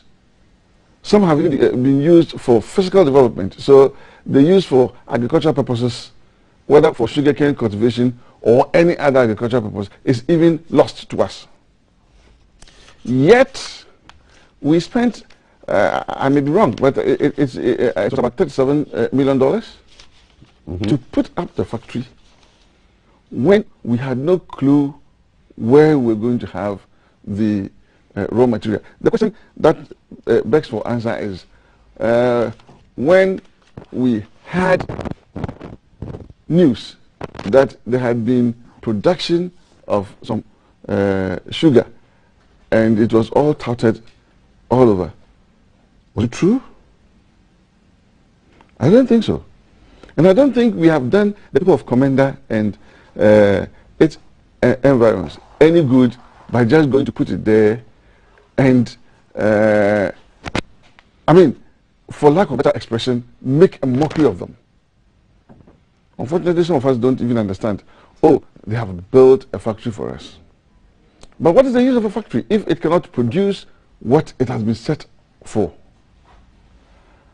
I have listened to former president where he said that he read economics in sixth form and that he is not foolish to have set up a factory without having the raw material. He said the scheme was to set it first.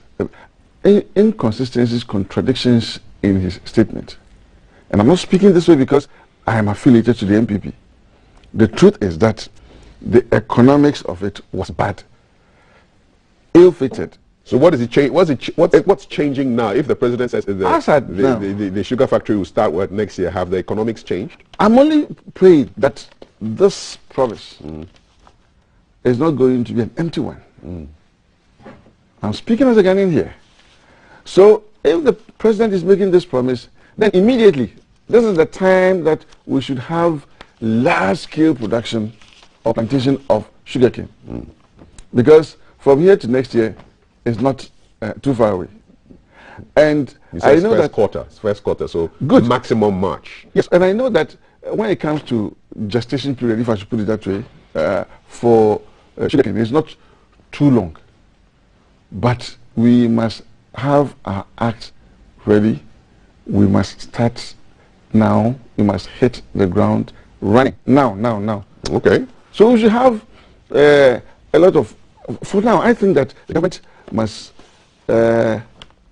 use its eminent domain to even acquire a large parcel of land, start the plantation itself, encourage other farmers to go into outgrower farming of sugarcane, so that you have reasonable expectation that the factory would have enough raw material to feed it for it to run. Okay, let's talk. Otherwise, it will remain a white elephant. And nobody wants a white elephant. I know the MPP likes elephants, but you don't want white elephants, right? No. You cannot create one. More from the president's trip to Cape Coast. So, if you are in Cape Coast, are you looking forward to an airport? The president says there will be sword cutting for Cape Coast Airport next year. Do you need an airport? Do you want an airport? Would you like an airport? I'd like to know. 055-556-1034. So the plan is that this airport is going to serve both central and western regions. It was a promise made during the launch of the MPP's 2020 election manifesto in Cape Coast, August 22, 2020. So it was the Vice President who said, and I quote, "We will accelerate our investments in roads, railways, and ports. And for the people of Cape Coast, I have good news for you. We are building a new harbor in Cape Coast and a new airport in Cape Coast." So it is very critical that we do that. And it makes a lot of sense in Cape Coast. It's a real tourism hub. Among Greater Accra, Kumasi, and Cape Coast, you have a triangle that is really a hub of economic activities. So the Vice President said, yes, airport and harbor, but the President is saying that he never promised a new harbor for Cape Coast. I never said I was going to build a harbor in Cape Coast.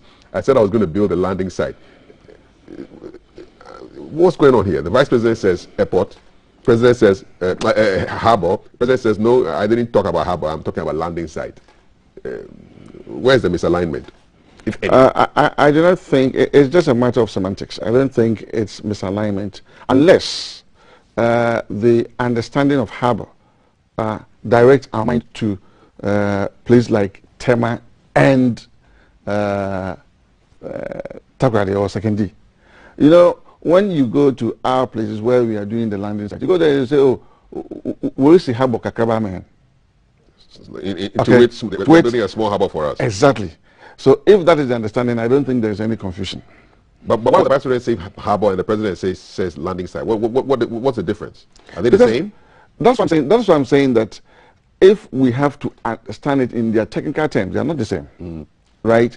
Because you go to Sekondi, for instance, apart from the harbor itself, which deals with the inflow of goods and I mean, shipping, big ship coming to dock there and all those kind of things. We also have the fishing harbor, which is also called harbor anyway.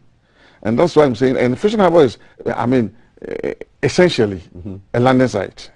So what is landing there? Fish. Okay. And not goods like merchandise from outside where they will come in big containers. You have cash in there and all those kind of things. But can you understand the confusion? The Vice President says harbor, President says landing site. Which is which? I think there's a need to clear the air so that we know exactly what the expectations of the people should be. And I think that if we have Tema Harbor, Takoradi Harbor, unless they have been inundated and they have been overstretched, then the two should be enough. And so if we're going to have fishing harbor or landing sites, I believe it is well placed, because you realize that there are a lot of fishing hotspots dotted along the coastlines of Ghana.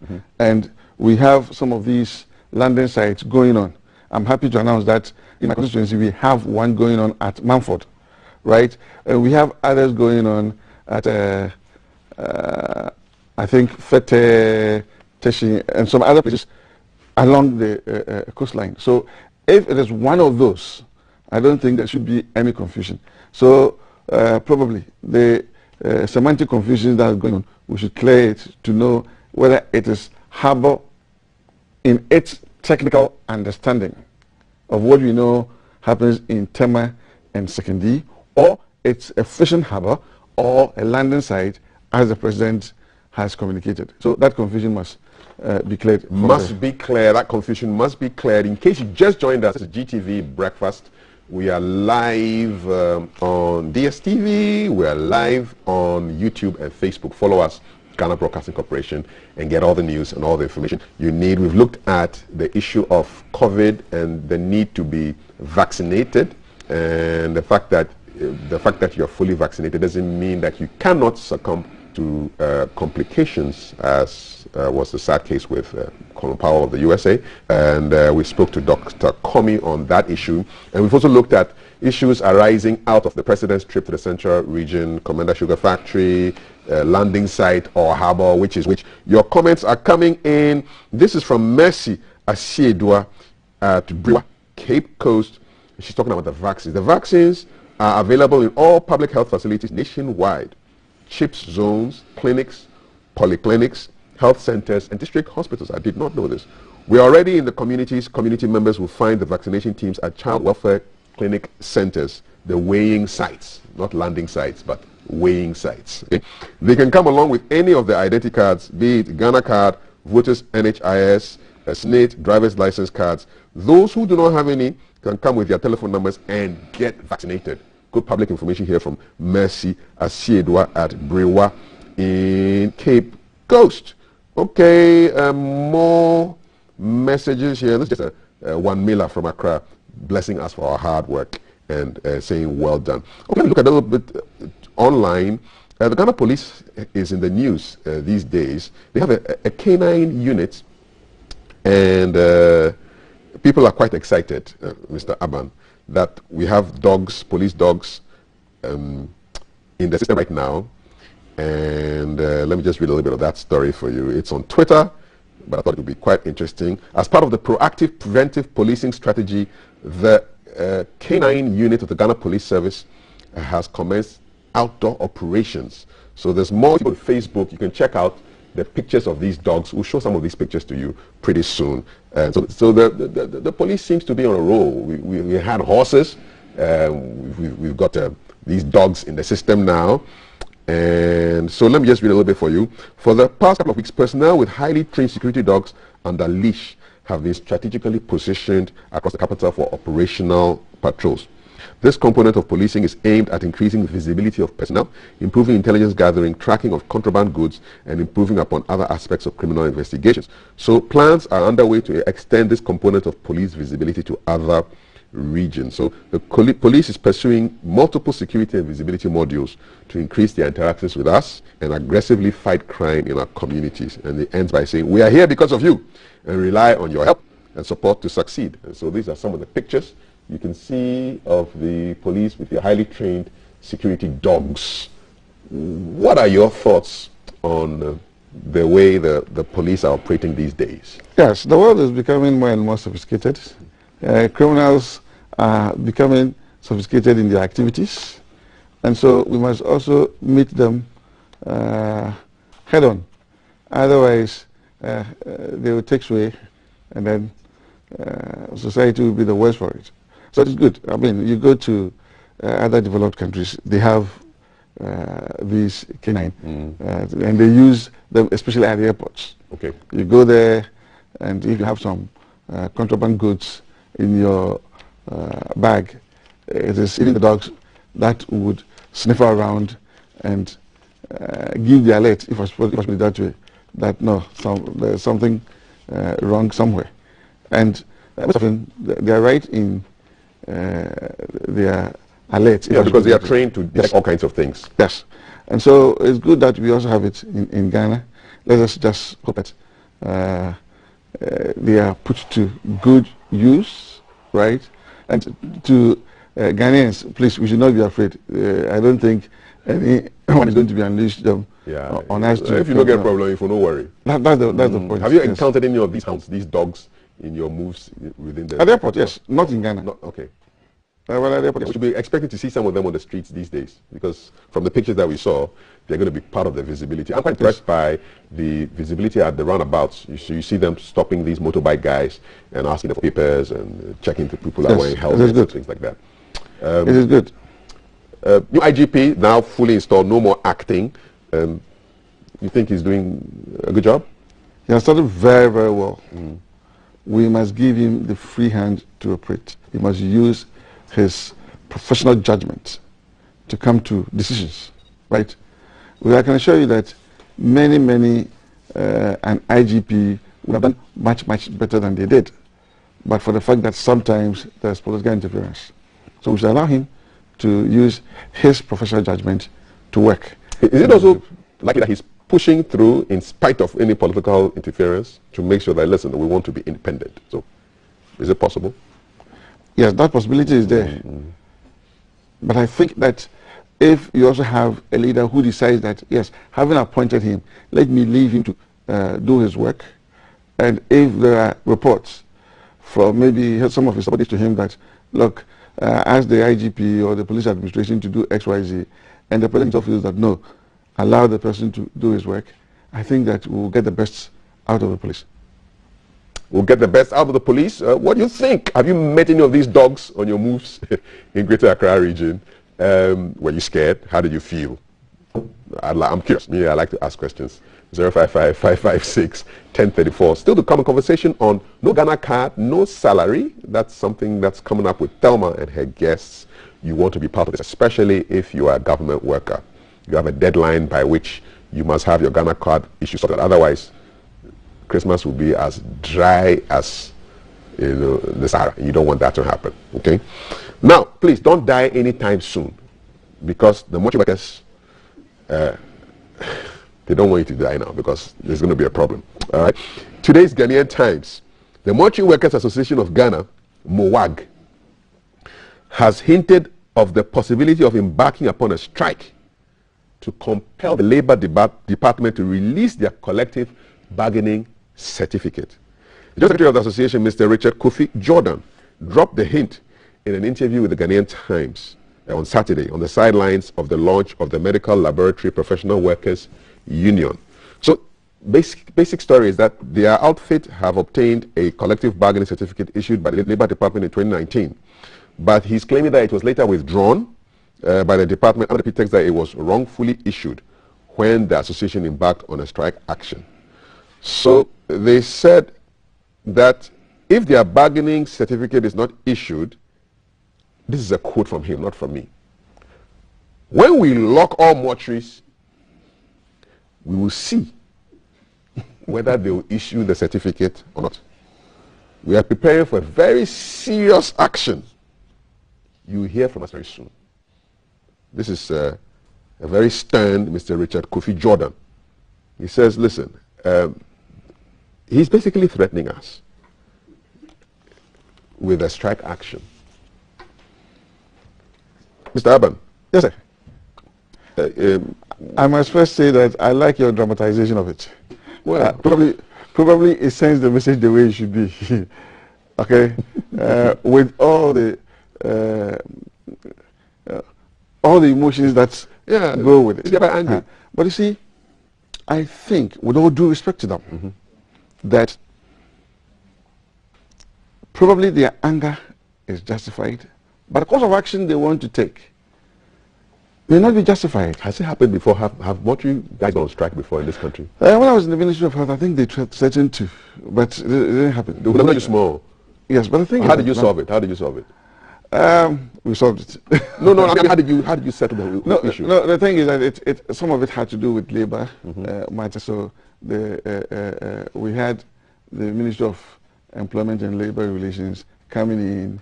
I think Fair Wages was also there, and then the Ministry of Health. So there was some discussions and some compromises made. But you see, what they are asking for is bargaining certificates. Yes, it gives them the power to be able to go to the bargaining table to make demands, requests, and all that on their own behalf. They are not going to be an appendage of any other labor union. That's all that there is to it. Now, if you think that you have succeeded in getting the labor department to issue you with your bargaining certificate, and for whatever reason it has been withdrawn, I think the best way to go would be to go to the court to vindicate your claim as you still work, because this has nothing to do with your condition of employment, properly so called. You know though that in Ghana, strikes are the language of people who feel they've not been heard. No, but the thing is that or threats of strike. But you go to court first. That's what I think. In the circumstance of this case, it is not as though, we asked government to pay us XYZ, government hasn't paid. This has to do with getting some kind of enablement to go and negotiate on behalf of the people who are within that union. Imagine you are a legal consultant for the Mortuary Workers Association of Ghana. What kind of advice would you be giving them? If I were, I would ask that we go to court for a declaration that we are entitled to. And if the court makes that declaration, of course, the Labour Department would have to comply and issue it to you. Because it is when you have received it that you say that, okay, this time round, we are not just going to be within the, or under the cloak of the health workers union, and that we have our own union, and that we have the peculiarities of our case, and we can present our case better when it comes to meeting with government and asking for certain conditions of service. When you were with the Ministry of Health, you alluded to some threat of strike that they issued but was solved. What were the kind of interactions you had with this particular association? The truth of the matter is that I was not physically part of it. So if I say I'm going to give details, I would be lying. Yes, but that threat was there, and I know that that threat was resolved. But what I'm saying here, as far as the issuance of their bargaining certificate is concerned, it's more of a legal matter than, of course, it will translate to some kind of bread and butter matter. But I don't think it is that. So let them go to court to seek a declaration to that effect. If the court agrees with them and says that, look, on the basis of certain facts that they had put before you, you had gone ahead to issue certificate, and that your withdrawal of that certificate is unlawful, then we are pushing our democracy forward. Please, we should not try with it. I think we should just go to court. Mortuary workers, please, don't go on strike. We beg you. We beg you, do not go on strike. Issues are valid, but and this is free legal advice. You didn't pay him his fee, but he's giving advice. So my guest here, Mr. Alexander Aban, a lawyer, says, look, go the legal way first before you start threatening to go on strike. Can you imagine what the system would be if the mortuary workers went on strike even for a week? Can you even imagine it?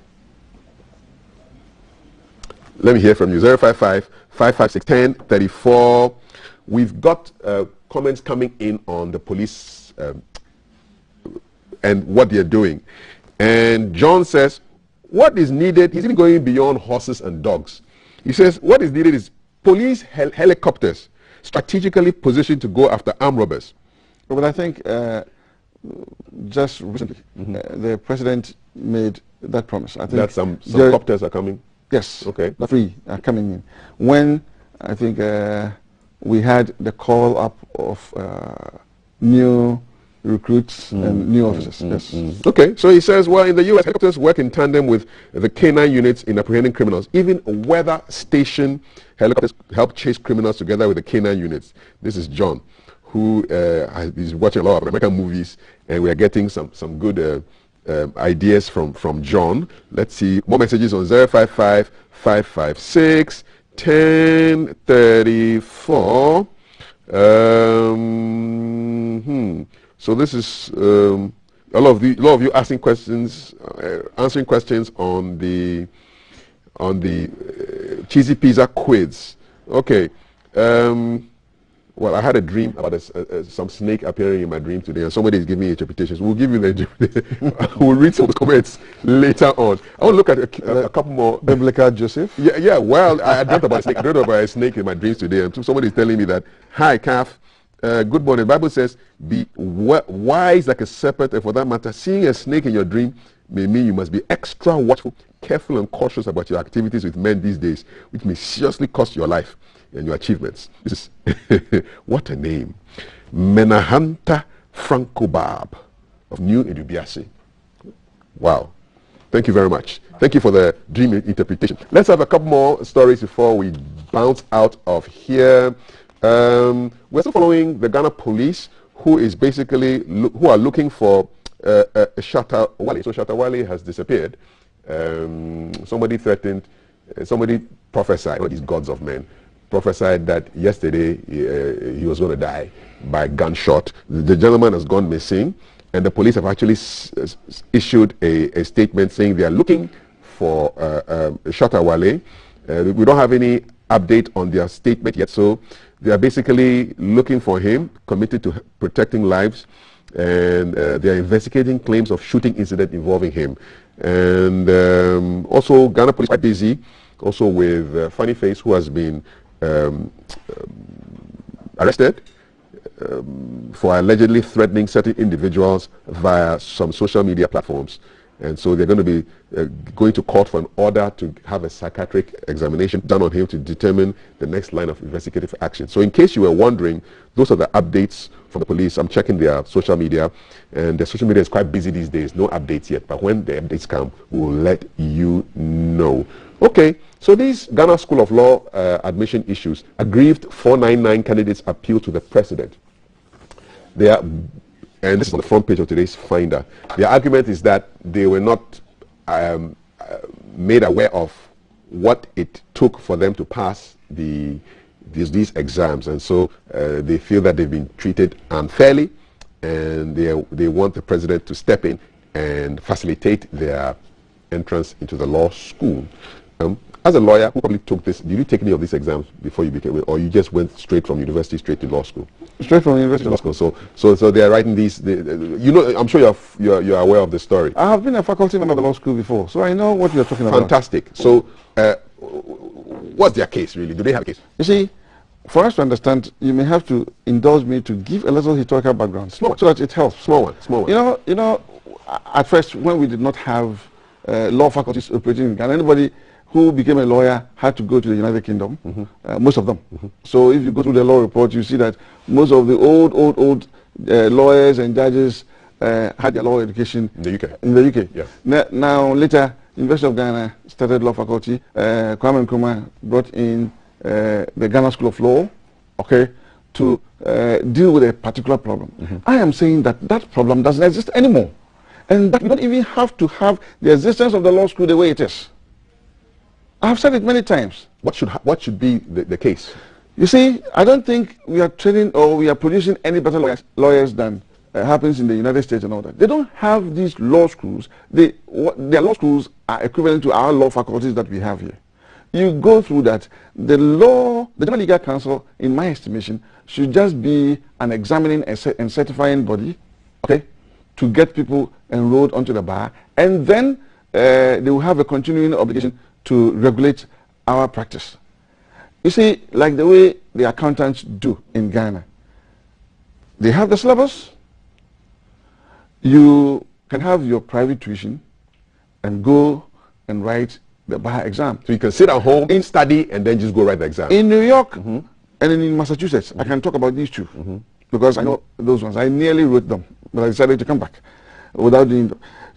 When you finish the law faculty, once you have done certain prescribed courses, you are then allowed to now take the professional bar.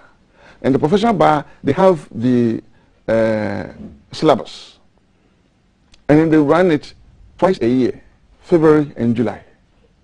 So you go and write, you pass, and then you are called to the bar. No school of law business. No school of law business. At that time when Kwame Nkrumah set it up, it made sense. But now it has become anachronistic. We must understand that. So I don't see why the General Legal Council should still hold on to this power that it has to educate and train. And you don't have the facilities.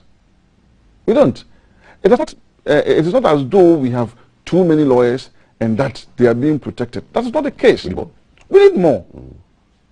Because you go to the circuit courts and it is the police that are doing prosecution. They are doing that not because that is the system, but ordinarily. A policeman is on one side of the case, a lawyer is on the other side of the case. You can imagine the imbalance in the way they put the cases across. But if we had enough lawyers, even at that level, you should have lawyers being the prosecutors. So scrap the Ghana School of Law? We should scrap the Ghana School of Law. I've said it many times. We don't need it. Once you scrap it, this issue of lack of space leading to examinations and interviews will be done away with. Because you see, when... Is it a money-making venture? Do you pay money to write these exams? Definitely they pay money to write the exam. But I don't think that is the focus. A lot of people pay money to write the exams. A lot of them have failed. So the yes, but I don't think that, I mean, in all fairness to the General Legal Council, I don't think their focus is to make money. Okay. Their focus is to make sure that they get quality. But in doing that, if we don't take care, we would also just ruin the aspirations of many people. You have lots of other people thinking like you about this anachronistic nature of the Ghana School. I know that Dr. Ayine shares with me on this. There are others who also believe that where we have reached, there is no need for the Ghana School of Law to be in existence. Unless the General Legal Council is ready, willing, and able to provide a lot of infrastructure to accommodate the increasing number of students who are coming in. Because in those days, the only place that produced lawyers or law students to feed the Ghana School of Law was the University of Ghana Faculty of Law. And even then, the highest number they could produce was about 80. Now, we have the University of Ghana, we have all other public universities running law programs, we have private universities running law programs. So we have an influx of many law students, people with LLBs. One other way is that they should also find a way of decoupling solicitorship from barristership. What's the difference between a solicitor and a barrister? You see, in the United Kingdom, we have this system where we have, if I may put it, I mean, theoretically, the very bright ones becoming barristers. They are the ones who are allowed to go to court and do solicitation, if I should put it that way, or advocacy. And then we have those who also remain in the law offices to do transactional duties and all those kind of things, right? So we could also have a way of doing that. What is the purpose of somebody having gone to the law faculty, obtained an LLB degree, and cannot use it for anything? Because he cannot call himself a lawyer, because he has not been called to the bar as either a solicitor or as a barrister. Okay. And so he has the law degree, he has been unable to enter the law school, he's just flaunting it, and probably foisting part of his ignorance on the general, unsuspecting general public. Yes, I think we should take a decisive action step on this. Last question, briefly: who can shut down the School of Law? Who can shut down the Ghana School of Law? Ghana School of Law. I think it's a matter of law, because it was established by law. Okay, so the law should shut it down. The law should shut the law school down. Okay, not to shut you down, but the law school. Okay, all right. Thank you so much. This segment is just about shut down. So I want to say thank you very much, Mr. Aban. You're welcome. I've enjoyed your interactions, and I hope the mortuary workers are listening to you, because you gave them free advice. They shouldn't go on strike. We don't want them to go on strike. I wish you the very best. Thank you, and much of that to you. Beautiful day to you. Happy birthday to you, Claudia Antier of Diagnostic Center, from your husband, Kingsley, of the Design Department of GBC. She celebrated her birthday a couple of weeks ago. She's still in the birthday mood, and she's helping us to keep an eye on one or two in the system. Val, take it away. Surely I will. You remember when we came on earlier with my colleague Jay from Ashama, New York, and I asked him to tell us why the place was called New York. Ashama has really funny names. It has Ashama, New York, Jerusalem, Lebanon, Bethlehem, Washington. And so Jay is back to tell us why it's called New York and Washington and what's not. Jay, thank you for coming back. What's up? Why is the place called Washington and New York? You're live. You can speak. Thank you so much for coming back to me. So there are a number of perspectives which people have told me about. So one of the theories suggests the first settlers who first came to the area decided to name the place New York, Lebanon, Switzerland, and all Washington, and all of you. Some also say soldiers who went on peacekeeping missions abroad, when they came to settle here, they also decided to name the place after the places where they had their missions. Yes, and then if there's one thing I know, you don't need a visa to stay here. So welcome to New York, everybody, and this is where we'll be keeping an eye. So Steve Jobs, the late Steve Jobs, once remarked on how intelligence is spread around the world, especially around obscure places. So this morning from New York, we are bringing you a special of a guy who has decided to design bicycles and motorbikes for persons with disabilities, making their commute easier as well. For instance, can you imagine how persons with disabilities board commercial vehicles? We never really think about that because most of the time we create structures which we don't really focus on them as well. So this morning we want to find out why he decided to embark on this journey. Being when you see him, you understand what I'm saying. So I want to invite Ibrahim Spider to join me this morning, so we can speak to him more about his process. Good morning, Ibrahim, and welcome. Yeah, good morning. Yeah. Good morning. Thank you for speaking with us. Welcome to GTV Breakfast Show. So tell us, what do you do? I simply do engineering. Engineering. Yeah. Okay. I simply do engineering. On what exactly? I motorize bicycle. I do tricycle for food vending, and moreover, I do tricycle for disables. Okay. And yeah. I do motorbikes as well. Okay. Yeah. And this is the part that intrigues me. Why did you decide to do motorcycles and bicycles, for instance, for persons with disabilities? Yeah.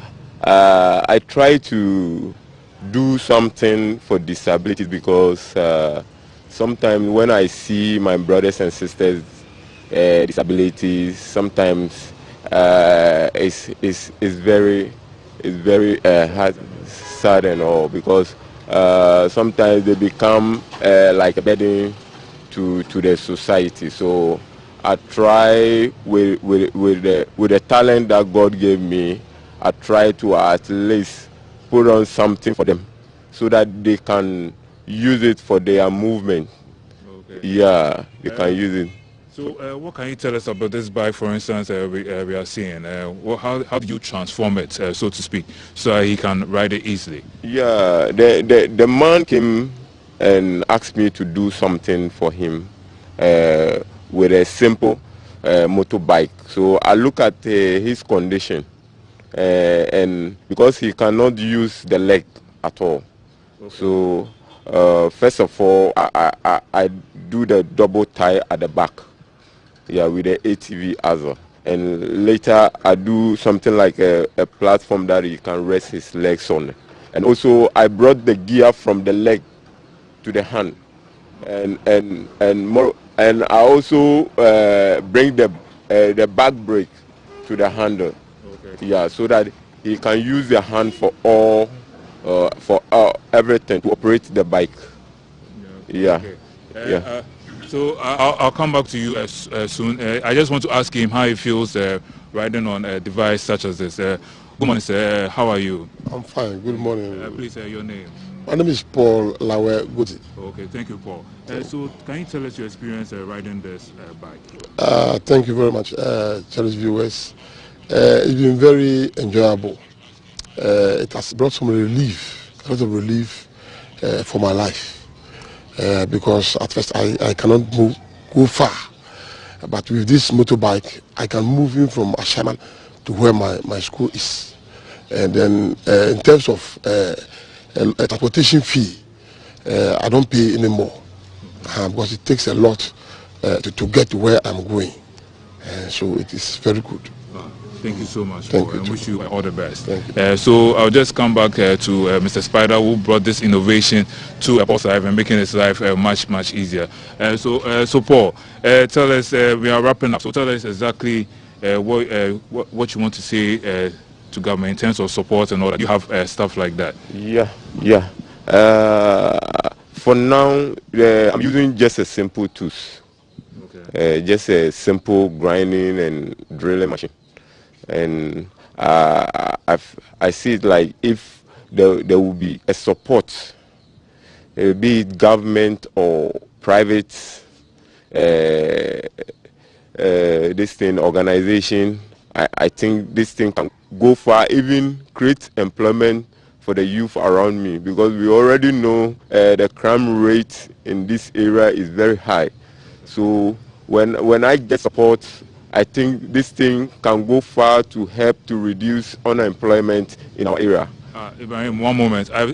Before we go, I noticed the fuel tank on this bicycle. Why is there a fuel tank And are you not afraid it's going to explode or anything like that? No, it will not explode. Okay. It will not explode at all. So why is there fuel tank briefly?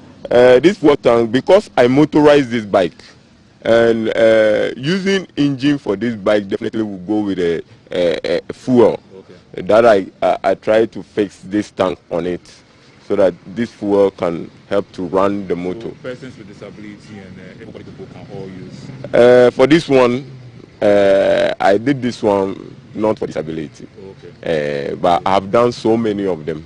Okay. Yeah, this tricycle and all that. Thank you so much. Yeah. So this has been some piece of innovation and creativity we brought to you this morning on Keep an Eye segment, and you can see a fine piece of machinery tool right in front of me. This is what he does, and he's been able to help persons with disability to move freely, as we can testify from Paul's story right here. So it saves them transportation costs and all. So thank you so much for coming with us. You can just view some of his gadgets. He's created for people with disability, if in case they want to drive somewhere. This vehicle you can also use as well. This all innovation is brought to us by Ibrahim Spider, all the way in New York.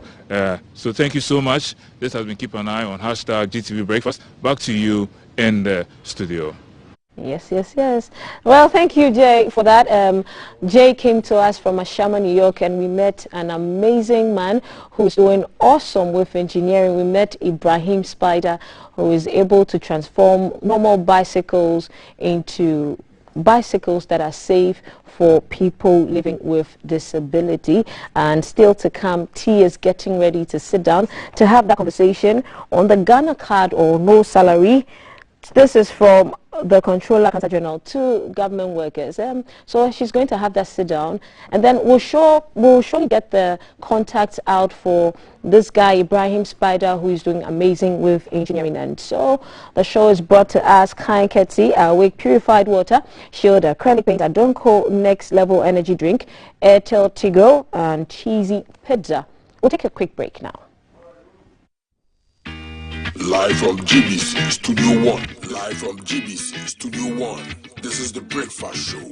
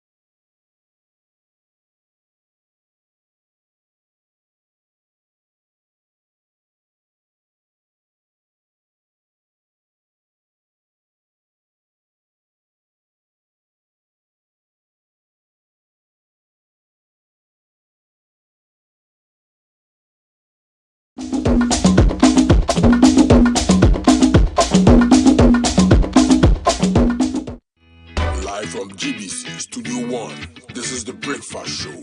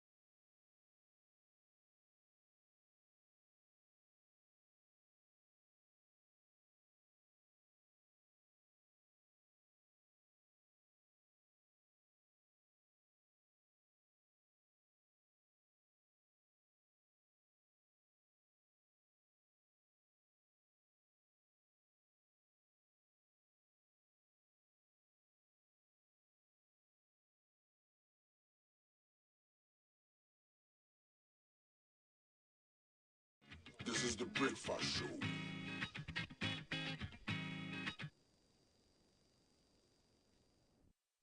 Thanks for joining us. And we are having this sit down because the Controller and Accountant General's Department has given government workers a December 1 deadline to register with the Ghana card or forfeit their salaries. And unions have come and spoken against it, and they've asked for those timelines to be dropped or for the decision to be withdrawn entirely.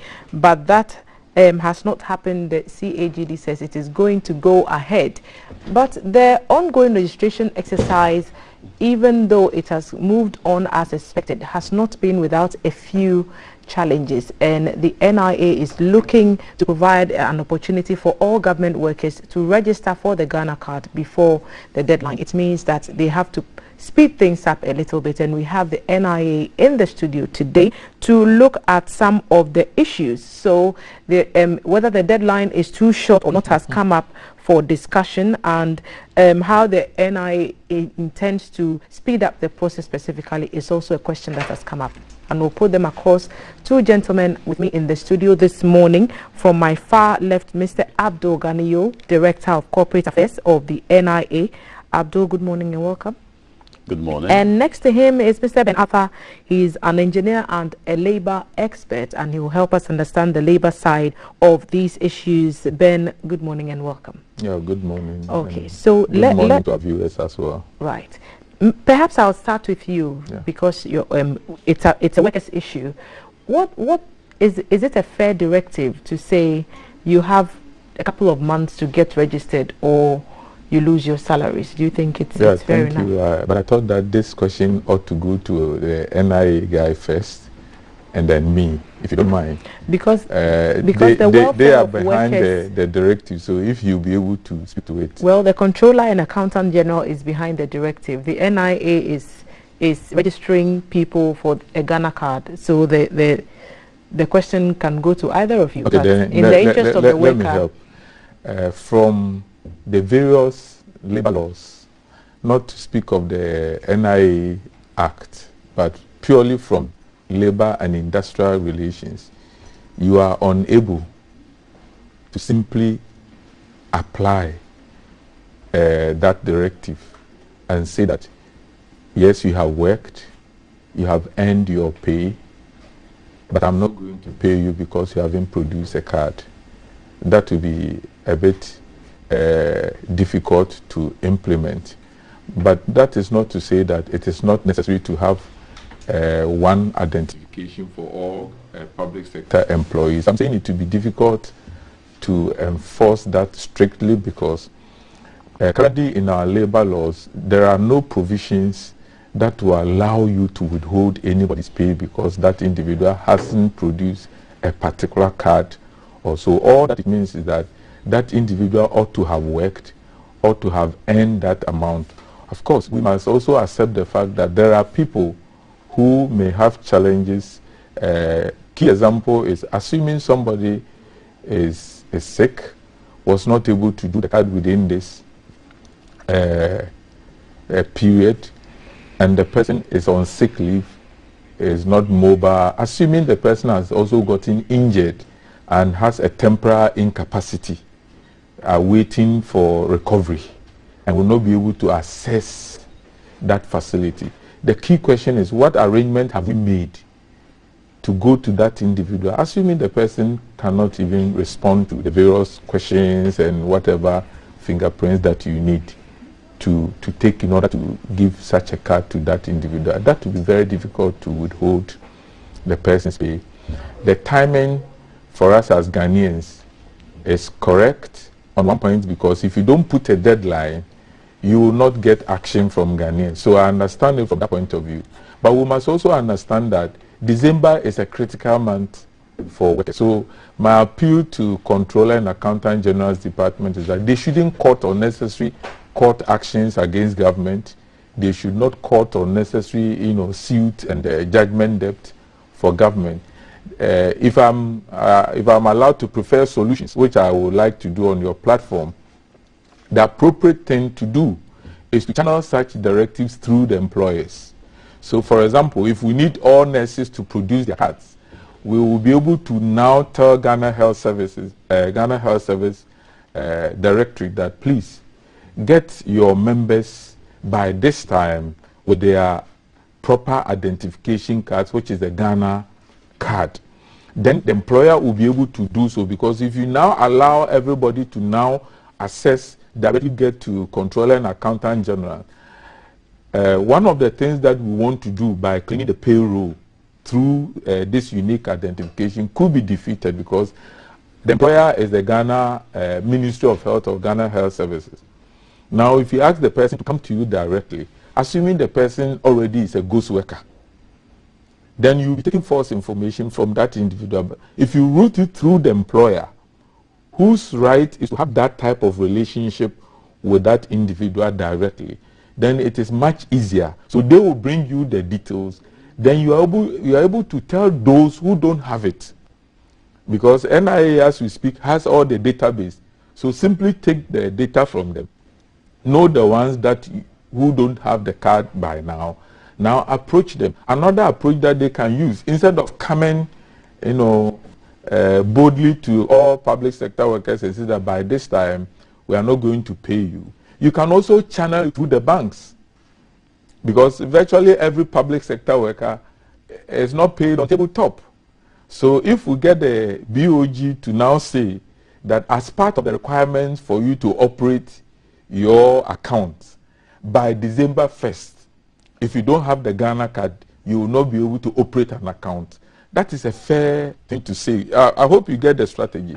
So you take it from the employment arena, where we have different obligations on the part of an employer and that of an employee.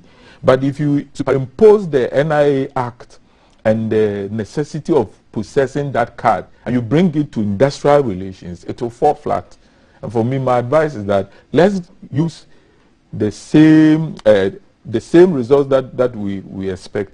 Let's use a different channel, but not to go directly to workers and say that by this time, if you don't produce this card, you are not going to be paid, because it's not tied in to productivity and remuneration. Okay. We don't have that linkage at all. So, Abdul, you speak for the NIA, and since this exercise started, even before the Controller and Accountant General's directive for government workers, the numbers were huge.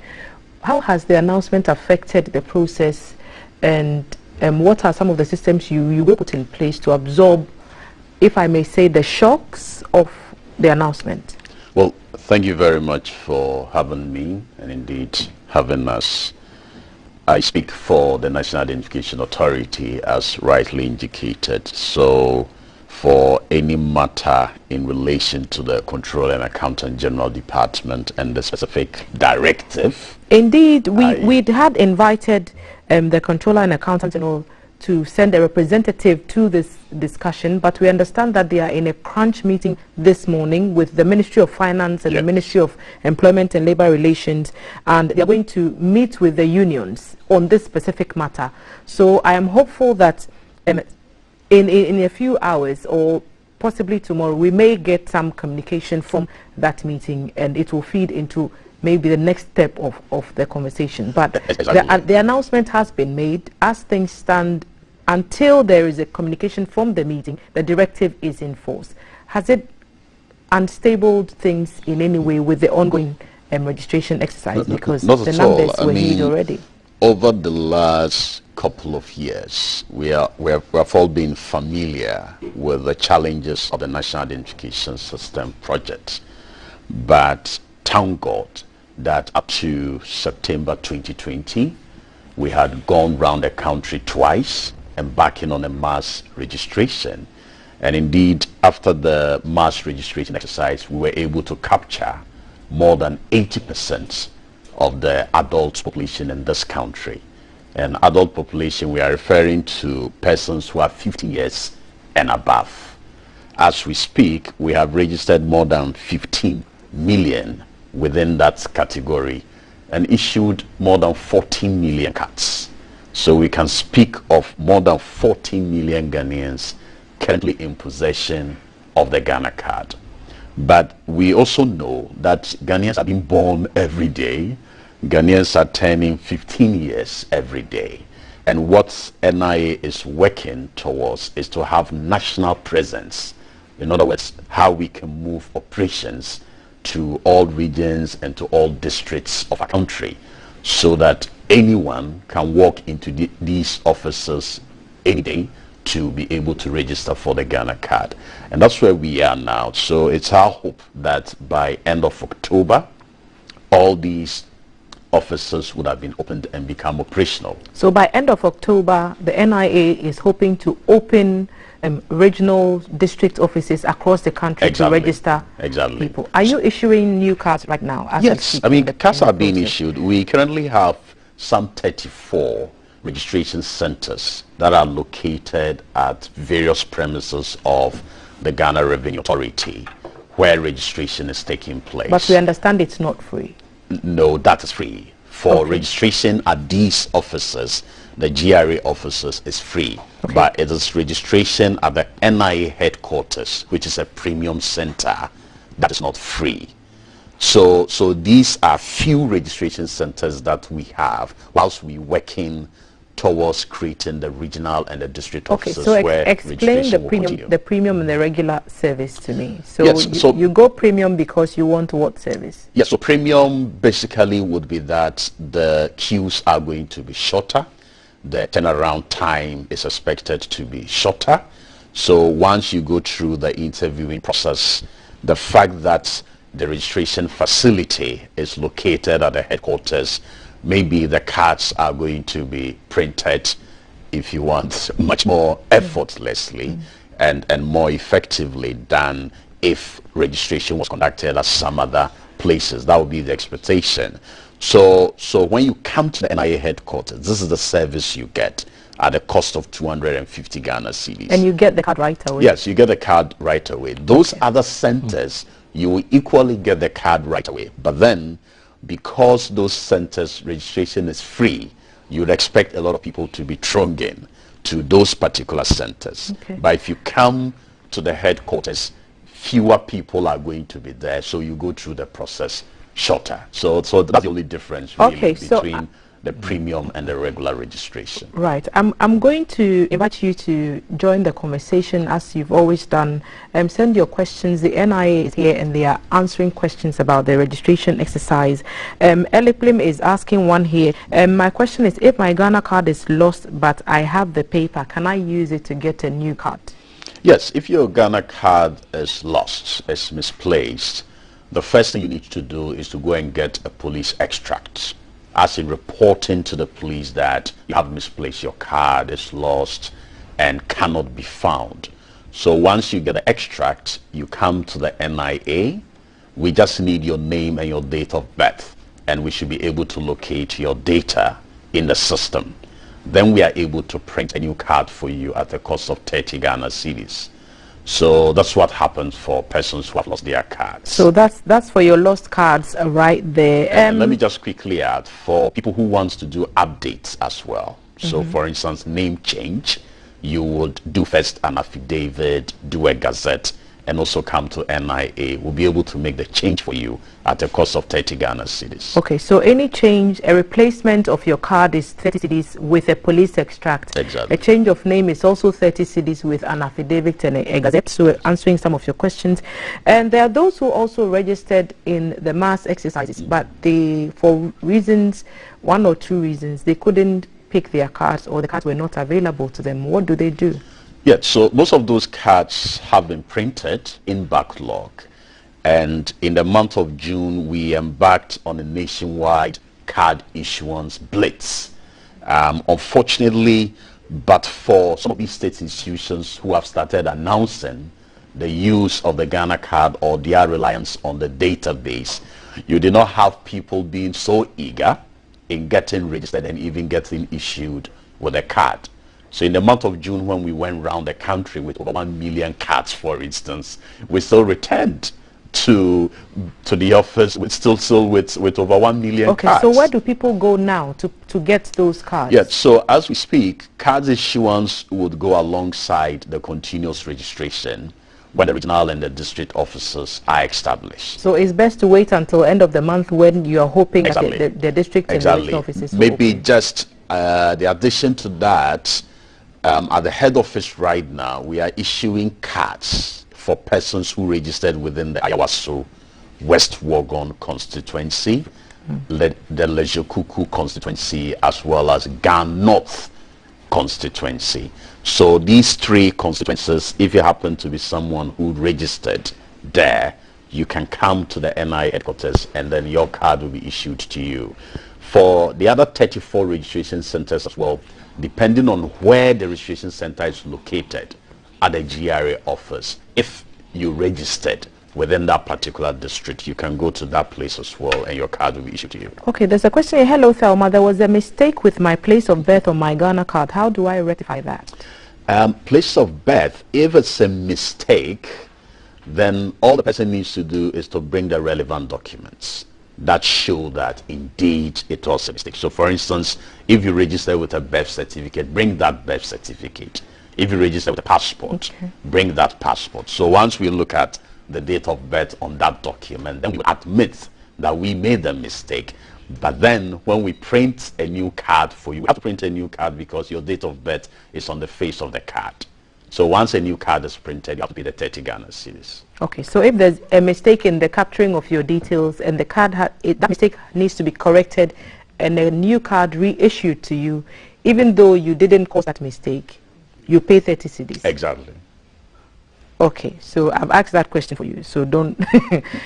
Someone is asking what the requirements are for the registration, because I think it's been going on, like you said, 2 years. Maybe memories are a bit lapsed. So quickly take us through what you would expect someone to bring to a center to get registered for a Ghana card. All right, so you need either a birth certificate or a passport.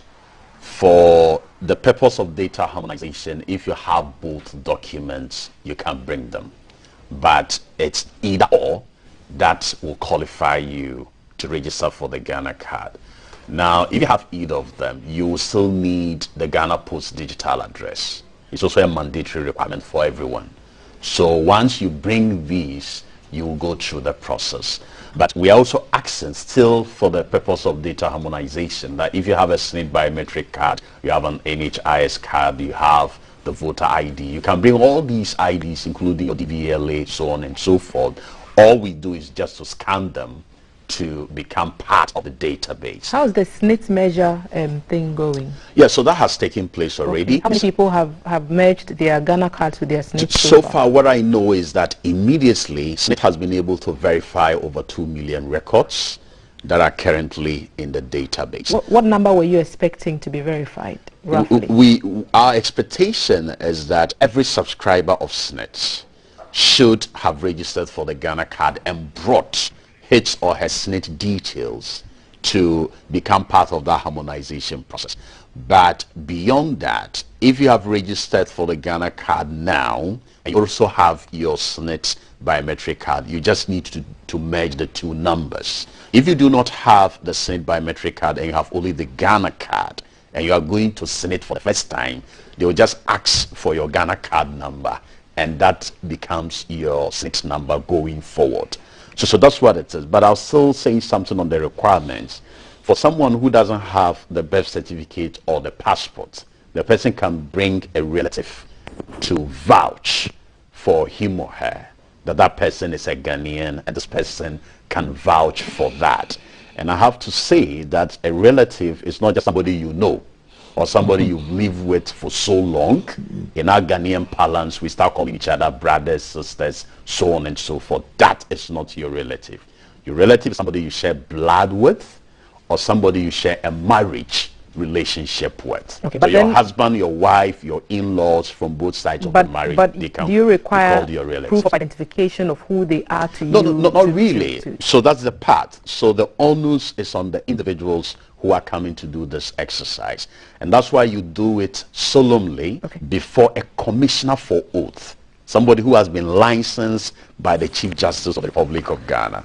So once the person tells you the implications and you still go ahead, you take the affidavit right in front of the person, you go through the process. If the consequences come up later, you bear it all. Abdul, because we are talking about the Controller and Accountant General's issue, and you're aiming to target workers specifically at some point, aren't you? Government workers specifically.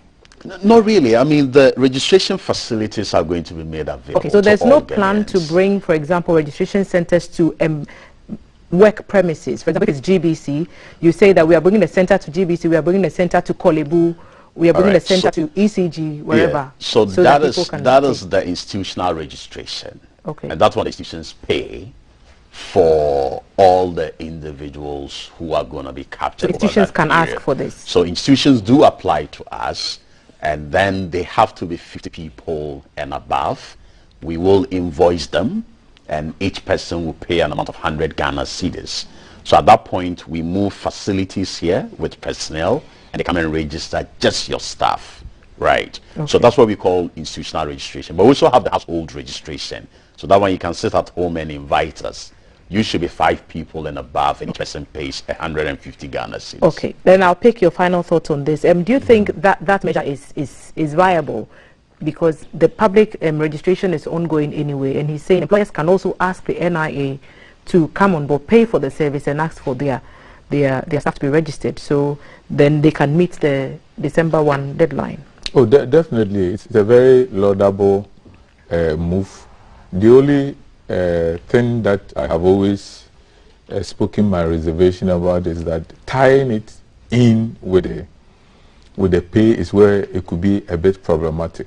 But I have always called on trade unions and workers' organizations to cooperate, because when you look at 60% of our IGF, I mean our internally generated revenue going into wages, you look at payroll, fraud here and there, definitely the card comes in to cure. But I have heard, and known to my brother, maybe let me put it on this platform, for some it is also an avenue to change their date of birth, especially in the public sector, which I have known. There are people who come to you that there have been disparities, with their date of birth and the rest. There's always the need to synchronize the data that the employer has already collected based on date of birth and the rest. That is already in the system. So if you are now going to take the ID, the Ghana card, as the final one, and you always have disparities, in the dates of birth, then it should let you be red alert, because people constantly, especially in the public sector, have found it very convenient changing their dates of birth so that they may stay on longer, knowing that we have an unemployment situation at hand. So we need to also check that. But if you're a ghost worker, these are bad times for you, because you are going to only have one unique ID on every system. So if you're a ghost worker, it becomes very, very difficult. I've had labor cases where people have been paid, but they don't receive their pay, only to find out that their pay had been channeled to bank accounts that they never opened. So these are some of the issues that a system like this would it comes address. to cure. There are people who are dead, they are still on the payroll, some amounts are being shipped to them, but nobody is aware. So it comes to really come and cure. But the deadline, they need to engage organized labor on it before it culminates in strikes and confusion here and there. Thank you, Mr. Ben Arthur, an engineer and also a labor expert. Thanks for sharing your expertise. And of course, Abdul Ganiyo, Director of Corporate Affairs of the NIA. So many of your questions are here. I'll read them to Abdul when the cameras go to the lighter side of the breakfast table to pick. Vals sit down with UNICEF and they are discussing adolescents and their mental health, but the NIA registration is still ongoing. A conversation between the Controller and Accountant General's Department, the ministries involved, and labor unions are ongoing as we speak, and some form of communications will be made, and then we'll perhaps have another discussion on this matter at a later date. But I'll try and find some answers for you. Thanks for sending them across, and you're still watching GTV Breakfast. We'll be back. Baby, you got me. Whatever they saying, it don't pick up. Live from GBC Studio 1, this is the Breakfast Show.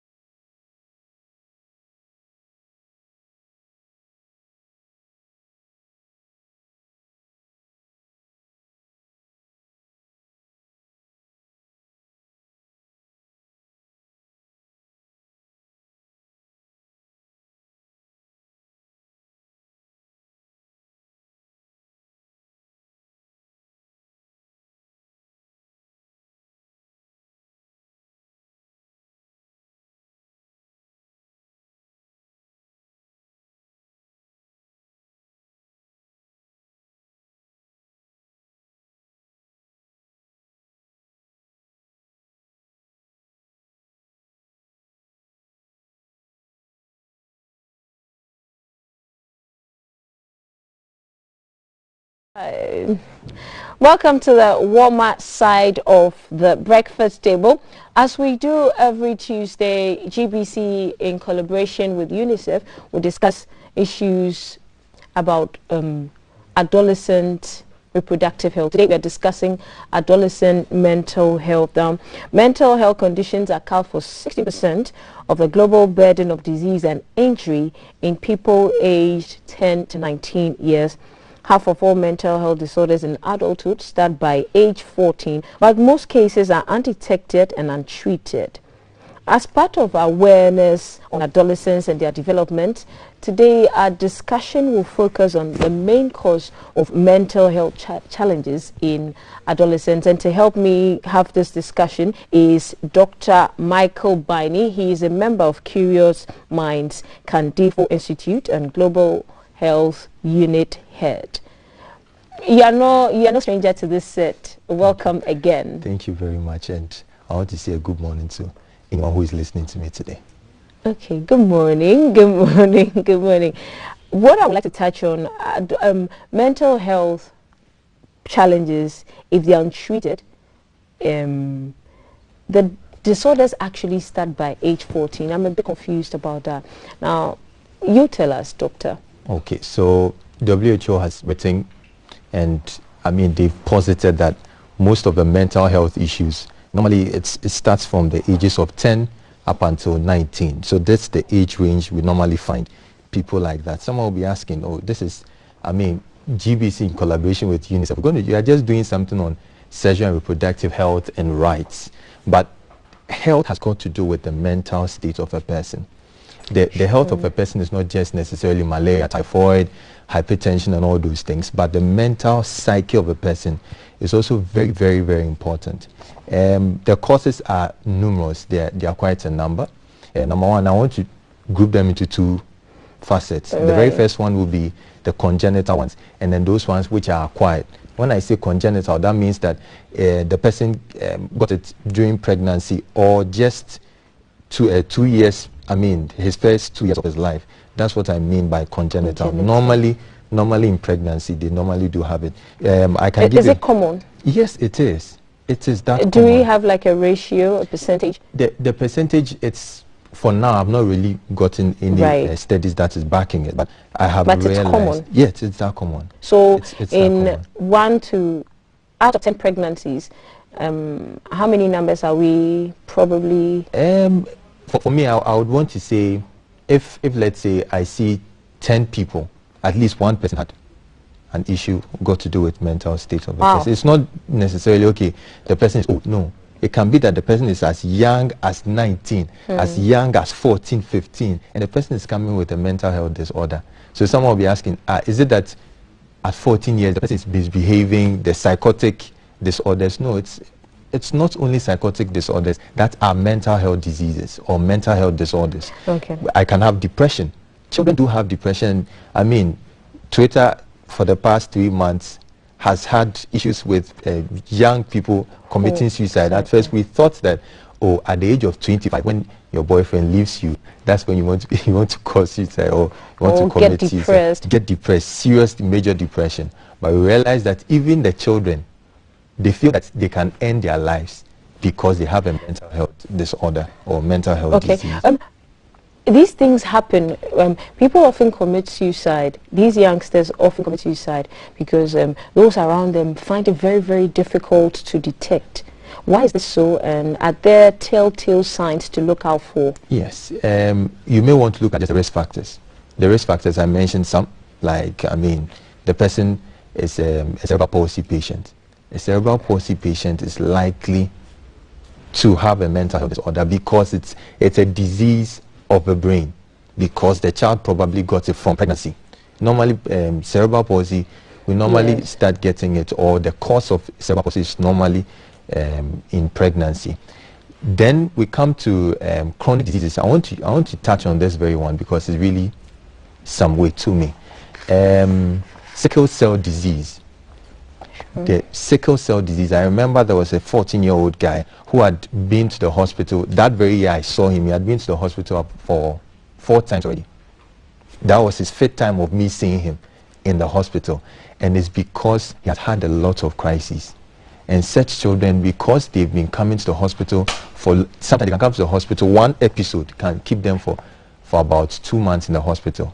This causes major depression, major depression. So I always encourage people that before you go into marriage, try and do prenuptial tests.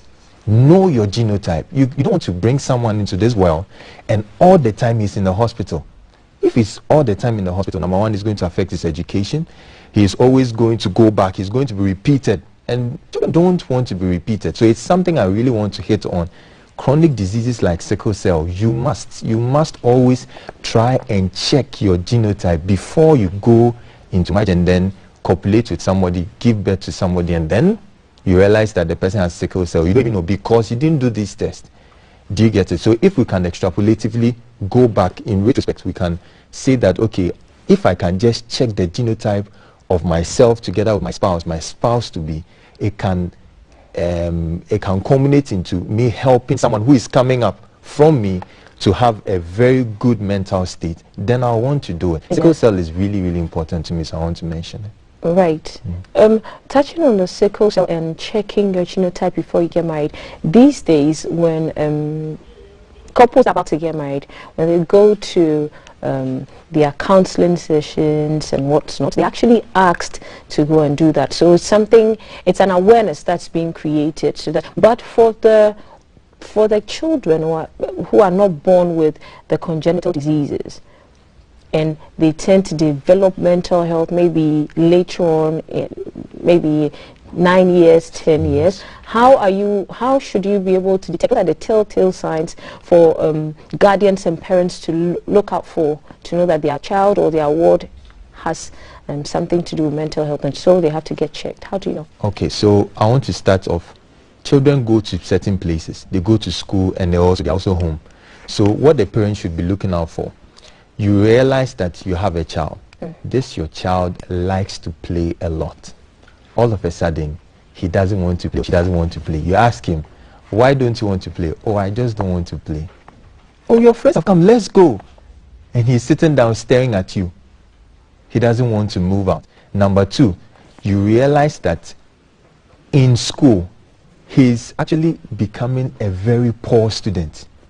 His teacher is telling you, anytime your child comes to school, he's always quiet. Declining. It is one of the major changes. When an adolescent withdraws. Yes, withdraws from society. Her peers, even her parents. Sometimes they don't want to even engage their parents in anything. Oh, can you come and let's eat? Oh, come and let us eat together. No, I want to be in my room. In their room. Okay. Oh, can you come for us to can you come for us to play Ludo? No, I want to be on my tab. So that's a telltale sign when they start to withdraw. Yes. Then at the age of 15, 16, 17 and 18, these age groups, you realize that this child is not eating and is becoming lean. Please check it out. You've gone to the hospital many times. You've given him multivitamins. It's not working. It should give you a clear indication that probably, I'm not saying it is. Check it out. Check it out. Not that okay, because we are saying okay, the person has a mental health disorder, that means the person is going to have this schizophrenic kind of symptoms. It can be just silence, total silence, what we call silent treatment. It is not just a silent treatment. If he continues over time, by the time the person gets maybe 20, 21 and 22, the person will have major depression syndrome such that he would be on medications to control his psyche and to control his mood. Okay. So I'll always want to entreat patients and parents, please don't take silent treatment for okay, oh it means that or my child is developing. Or maybe because he's in adolescent age, they usually tend to stay by themselves on their phones, on their books. Not at all. So we need to check that out. Check it. Right. Check it. Is there another telltale sign? Another telltale sign would be that okay, you may want to be proactive. If you realize that your child has a chronic condition that makes the child go to the hospital often, I think you should be looking out. Always try and then send the person to recreational facilities. Try and then engage the child. Let the child feel free. Let the child feel happy. So those are three telltale signs that we have. Withdrawal, We need to check when our kids are withdrawing, not eating or loss of appetite. Yes. And then the third one is if the person has a chronic condition and the person continuously go to the hospital, the person continuously go to the hospital, you should just be on alert. Okay. You should just be on alert. Okay. And then also, are there adolescents who are more at risk of developing mental disorders than other adolescents? Oh yes, of course, there should be. Not that there should be, there is, because not every child has sickle cell, not every child has Cushing's syndrome, not every child has a chronic condition. So you realize that if this child has a chronic condition, then he is likely to get it more than you. Number two, poverty. Number three, memory losses. The child is not really, okay, you get to class 2, you are the first, class 3 first, class 4 first, you get to SSS, and you realize that gurus have entered that class. You are from maybe first star, you are first in first star, you are from Leonardo, you are first in Leonardo. But when you came to St. Augustine's College, you realize that your first is different from this person's first, and you are not becoming first. All of a sudden, you think that you're not good enough. Not that you're not good enough, but you can just move on. Just talk to your parents, talk to your teachers. Probably they will give you more textbooks, they will give you more teachers, such that you can also come up. Because sometimes we ask them, what do you think is the problem? They say, oh, there's this particular person, he's always answering questions in class. And when he answers questions in class, he's being clapped for. When I was in GSS 3, I was being clapped for. Now I'm not being clapped for. Something as simple as that can trigger some serious bouts stress. of depression. Yes, seriously. Okay, so how do we address peer support? Because most of the times, adolescents do not come to their parents or guardians. They talk to their friends. And so how do we encourage peer support, and which ways do we go about it as parents and guardians? I love this particular age group, 10 to 19. That's the trouble. That's the troublesome age group. If they see their peers or their friends sitting down idle and not going, say, please, Mama says that she's sad, they'll easily report. So for peers, I know that they can easily report. But when they get to maybe 14, 15, they think they can handle everything on their own. So I want to encourage parents that be open, although their peers are there, be open, because sometimes their peers will tell you, Adjoa told me that her boyfriend has left her and then she's not happy. Don't take it lightly. Take it seriously. Try and then bring Adjoa close, because the reason why Adjoa is depressed is because probably the boyfriend has withdrawn. But if you the parents, come into that particular space where maybe Jerry John was the person who was the boyfriend, you become the person's friend again, a fierce friend. All of a sudden that vacancy is not there, and she's not going to have this mental ideations, she's not going to have this mental health disorders like depression and all this. Right. We are hard pressed for time, but we'll certainly have you in for a lengthy conversation, and maybe we can have a therapist as well. Okay. And so we discuss this in retrospect and deeply. Also, are there support numbers? Is there a number we can call for support to probably just even report that I see these symptoms? Is there support for adolescent mental health issues? For me, I would want to encourage, and I'm a member of Curious Minds. Curious Minds is a youth advocacy group. You may always want to join us. You can call in right now on GTV. They will always give you the numbers of Curious Minds. Mention the number, please. So my number, I can leave out my number, and then I'll direct you to our WhatsApp group. You can always come here every Saturday we come to studio. You see young people like you, we always discuss things. How about websites, handles where they can follow in place of the numbers? Curious Minds Ghana across all social media platforms. Curious Minds Ghana. Yes. That's Instagram, Twitter, just name it. YouTube, you can just type Curious Minds Ghana. You can just send us, can you give us your number? Would actually leave a number. Help. We are quite a number. Okay. So I'm one of them. Kingsley Obenche, our CEO, is also one of them.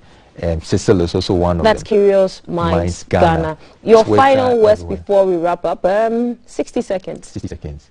Parents, I beg you, don't take it lightly. If your child has a chronic disease, chronic condition, thyroid disorder, you know it. Don't take it lightly. Peers, always try and report if your child, if your friend is not feeling happy. Don't take, okay, today he's not feeling happy, he's not going to go out, I think it's normal.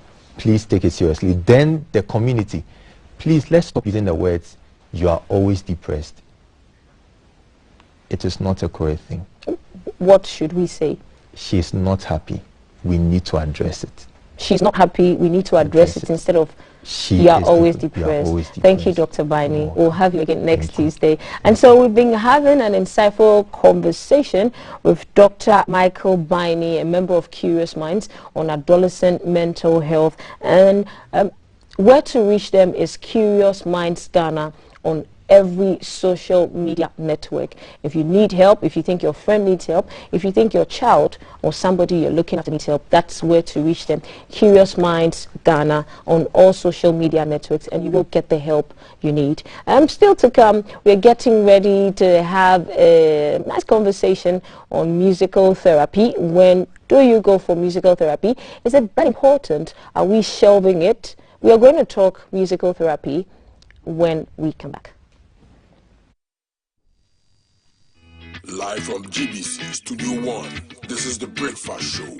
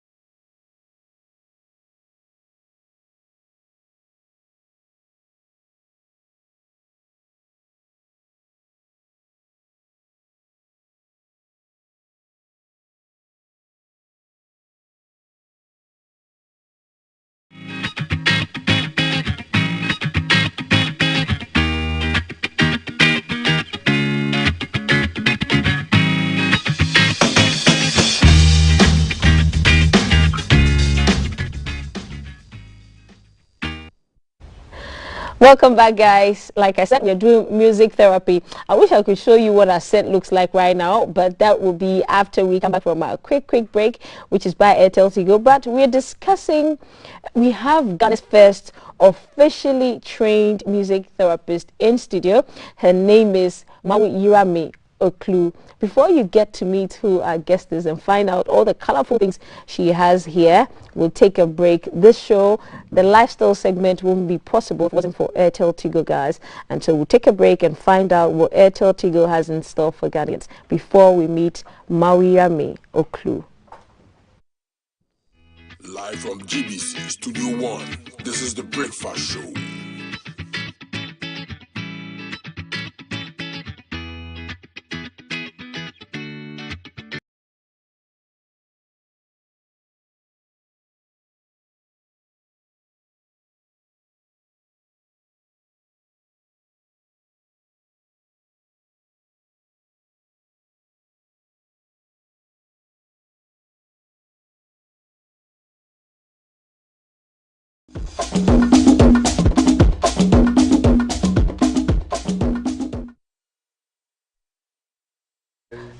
Welcome back. And so I was getting schooled on how to properly pronounce Mauyami. Hey, Charlie, I'll get it as we go on. Hi. Welcome to the studios of GBC Breakfast. How are you? I'm fine. I wish we could zoom in to see all the colorful things in here. Please zoom. Okay, so who is a music therapist and what does she do? Okay, thank you for the opportunity. A music therapist is someone who has undergone an approved music therapy program in a university or college or institution, and that means that they've gone through hours of clinical practice, they've done music courses, they've done practicals, they've done some psych courses, and gone through a test and examination and is certified. So in other countries we have CBMT, that's Certified Board Music Therapists. In other countries we have RMT, Registered Music Therapists. And in Ghana here, because it's a new field, we go with the degree, if it's a degree or a master's. So I'm Mauyami Oklu MT, Master of Music Therapy. Okay, but are you a musician? Yes, please. Okay, so if I were to, where would I put you? Classical music, healing music, where do you focus? Okay, in terms of my personal music preference, I do all types, because when you work with clients who have different challenges, everybody has a different music, preference. So classical music, hymns, a little contemporary, etc. as the need arises. Right. Your musical journey started when you were age 8. Can you in a nutshell tell us about that? Okay. My dad, who passed away some years ago, was an economist, and my mom a medical doctor. We stayed in South Africa. So there was a radiologist from Germany passing around the area, and she heard the piano playing in the house. So she knocked on the door, and that's how we got a piano teacher, a German white lady at that time. So she taught my elder brother and sister, and they taught me. So having the musical culture training in South Africa, then coming up to here, Ghana added, and then a little bit more training in the US. Right. So Ghana's first musical therapist, how did you achieve that? How did you come by that? How did that journey start? Wow. I would want to say it's by the grace of God. Education is not cheap, it's expensive, and my parents did as much as they could do, but I also had help, and sometimes in life you need a little bit of help. So I had help from the past Professor Emeritus JHK in Ketia, and he took me to the GET Fund, held my hand, saw the director, and then that's how I got a scholarship to study music therapy in Maryville University of St. Louis. Wow. So that's how the journey started, because I wanted to know and experience music that can do more than just performance and going for programs, but music that can do something for someone and improve their well-being. Right. So when does a person need music therapy? Okay. When? A person needs music therapy depending what their strengths and weakness is. For instance, if you have a premature baby, they would need music therapy to help calm them down, help with oxygen saturation, help build their fine and gross motor skills. So that's one aspect. If a child has a speech challenge or a physical challenge or an emotional challenge, music therapy can come in and help. Even in geriatrics, the elderly population, those with Alzheimer's, dementia, Parkinson's, and for gait training, we use music therapy. That's when it can help improve the person. Okay, and so music therapy is good for everyone. It cuts across all ages. Yes, please. Is it expensive? Not really. Not really. In other countries, developing countries where it has developed, it is put at an affordable rate, and sometimes insurance companies come in to help sponsor, but it's at an affordable rate, and there are people who sponsor therapy sessions for individuals too. Okay, so which instruments do you use? Is it the normal trumpets? There's a guitar by you, there's a keyboard and the other colorful instruments. Do you need particular instruments for music therapy? Well, for music therapy, as a music therapist, you should be versatile in a number of instruments, and you have to pass out proficiency. So I play the guitar, I play the piano, and then these are basic instruments that are used in therapy also. Okay. Yeah. In your line of work, how many years have you done this professionally as a music therapist? Okay, it's about 5 years. 5 years? Yes. Wow. So how beneficial has it been so far here in our country since you started practicing to our society? Okay, it's been very beneficial. You know, there's a lot of stigma attached to children and individuals with special needs. Yes. And so music therapy has helped parents see that their children have potential and that we can help them unearth that potential. So it's helped with the stigma on the stereotypes on people with disabilities, and also give the children an opportunity to maximize their potential. Yeah. Okay, but who really needs music therapy? Is it for someone who has, I mean, we've gone through the, but ideally, if someone has a headache, say chronic migraine, and the person come to you, who needs it most? Okay, those who have a likeness to music, or who may be referred by a medical doctor or a psychologist or a teacher or a parent. And what happens is when a person is referred, an assessment is carried out. So we don't assume that everybody, it would benefit everyone. We do an assessment. Okay, so you have to be referred from a doctor, a psychologist, a teacher, a parent. And when you come, a music therapist will do an assessment. And that goes into all domains, your cognitive, your fine gross motor, your academic side, communication, social, emotional. And then we'll find out whether the music therapy will offer you an assistance. Wow. Yeah. Right. We have somebody who has benefited from music therapy. His name is Mr. Sapong. Mr. Sapong is on our phone line right now. Good morning, Mr. Sapong.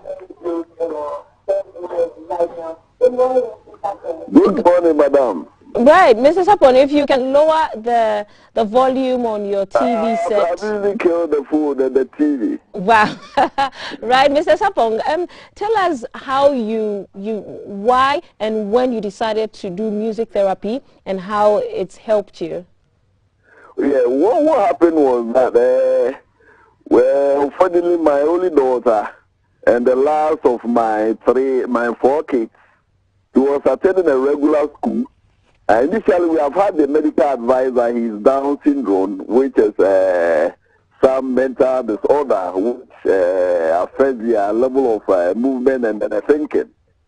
But from the advice that we had, we say that when you send to the normal challenge schools, they learn downwards. What do I say downwards? They take the worst of the challenging cases.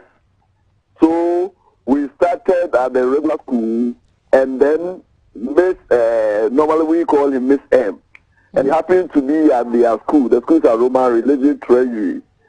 So the few engagement we've had with her, at least we got the inclination that adding music therapy as part of the normal school help. So we started initially, as he said, we went there, the initial assessment was done, and then he recommended what we should do. So for 5 years now, we've been there. And I must say that the results have been very tremendous. Only like, for me, it's also the demanding, because the affordability might be beyond the ordinary person's, how do you call it, means to actually afford such service. But by and large, it has been good. Functionally, he's active. Academic-wise, he can do a lot of mathematics. The English speaking is superb. His ability to understand issues are better.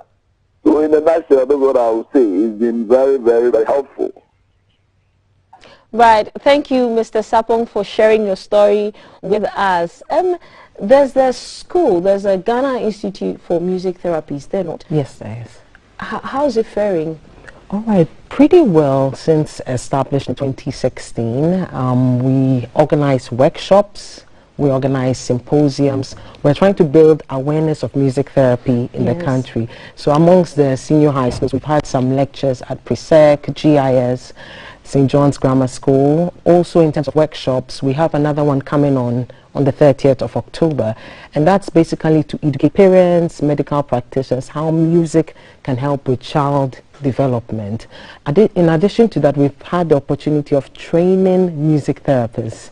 Wow. So we have international students who come from outside, who come and work here, intern here, get academic credits, and interact with our children here, and also get credits in exchange. Right. Someone is asking if a music therapist can be attached to every hospital, for instance, and so that people can know more about music therapy and how it can help them. That's a very good point. In Ghana here, it's difficult. In the US, most hospitals have music therapists, but even that, it's still growing there. Right. Your family must be proud of you. How's the support like coming from your family and friends? It is great. My parents have been extremely supportive. You know, they've done their best, and I want to take the opportunity to thank them again. My husband has been amazing. He's so amazing, so supportive. I've had brothers and sisters who have really been there with me. Also, my Bishop, Edwin Morgan Ogo of the Mackinac Church, very supportive, and family and friends, just encouraging and pushing me to keep going. We have another beneficiary, someone who's benefited from music therapy on the phone line. His name is Godfred. Godfred, good morning. Thank you for joining us on GTV Breakfast. Good morning. Good morning. Godfred, can you share your story with us? How have you benefited from music therapy? Okay, so we started music therapy sometime in June this year. We, on the parent support group, someone posted a video and we made a follow-up. She was not really responding to, my daughter has autism, and we had done some therapy which helped, and we wanted to move it a step further. So with the music therapy, it does not help her. She's responding to simple communication was very difficult, but now she's responding a bit, doing the math much more better than she used to do, and yeah, it's been a blessing. Well, thank you very much, Godfred, for sharing your story as well. We can have you in studio and not have a feel of what music therapy feels like. So Aman King Kaf has decided, and he's the one going to be on keyboard. Yeah, and then you're going to do the guitar for us. Okay. Can I do something? I can Yes. help. So like I want to help. So I want the two of you to do something for me, eh? Kiddos. All right. Yes, you come here. All right. So we use music therapy to build various skills and goals. And one thing we like to build with children is attention, concentration. Right. Okay. So this intervention is going to help build concentration. And the key word is sunshine. Sunshine. So whenever you hear sunshine, I want you to clap. Okay. Just Can we do that? What's the rhythm for clap? Just anything you feel like. Yes. Whenever you hear sunshine. All right. Ready? There we go.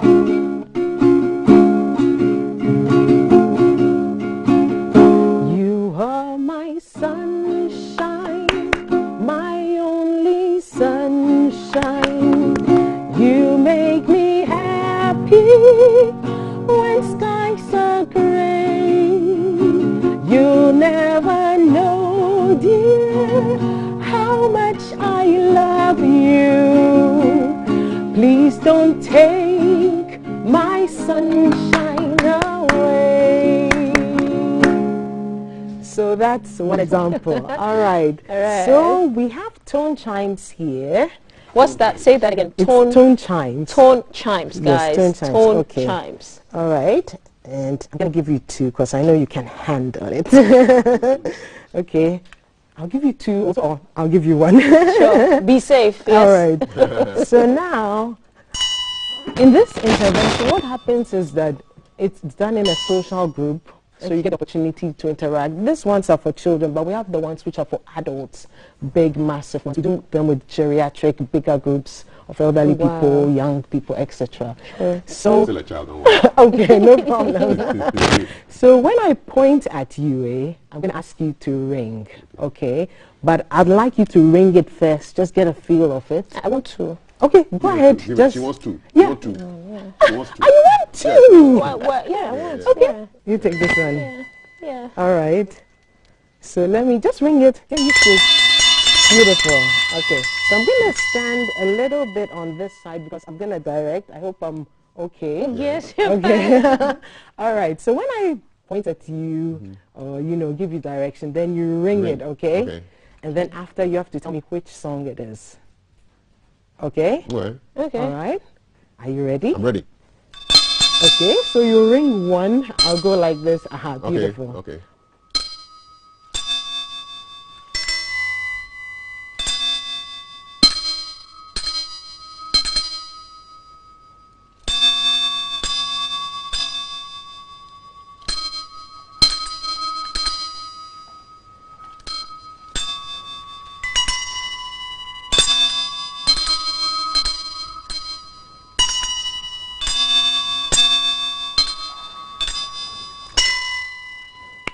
Oh, wow.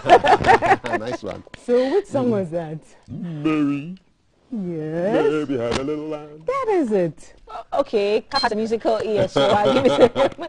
I was just happy ringing. Yeah, So that's Mary Had a Little Lamb. Okay. And I'm going to give you one more on the piano. Okay. I'll give you one more. So you can use any of these. I should put this down? Yes, please. Okay. You can use I any like of the bells. egg shakers. You like the bells? I like the bells. Okay. You can have this also. Okay. Or if you want the hand drum, you can have this too. All right. Nice. Okay. Yes, come. All right. So this song is called When You're Smiling. Okay. When You're Smiling. Okay. And you can just ring along as I start. Just ring along with it.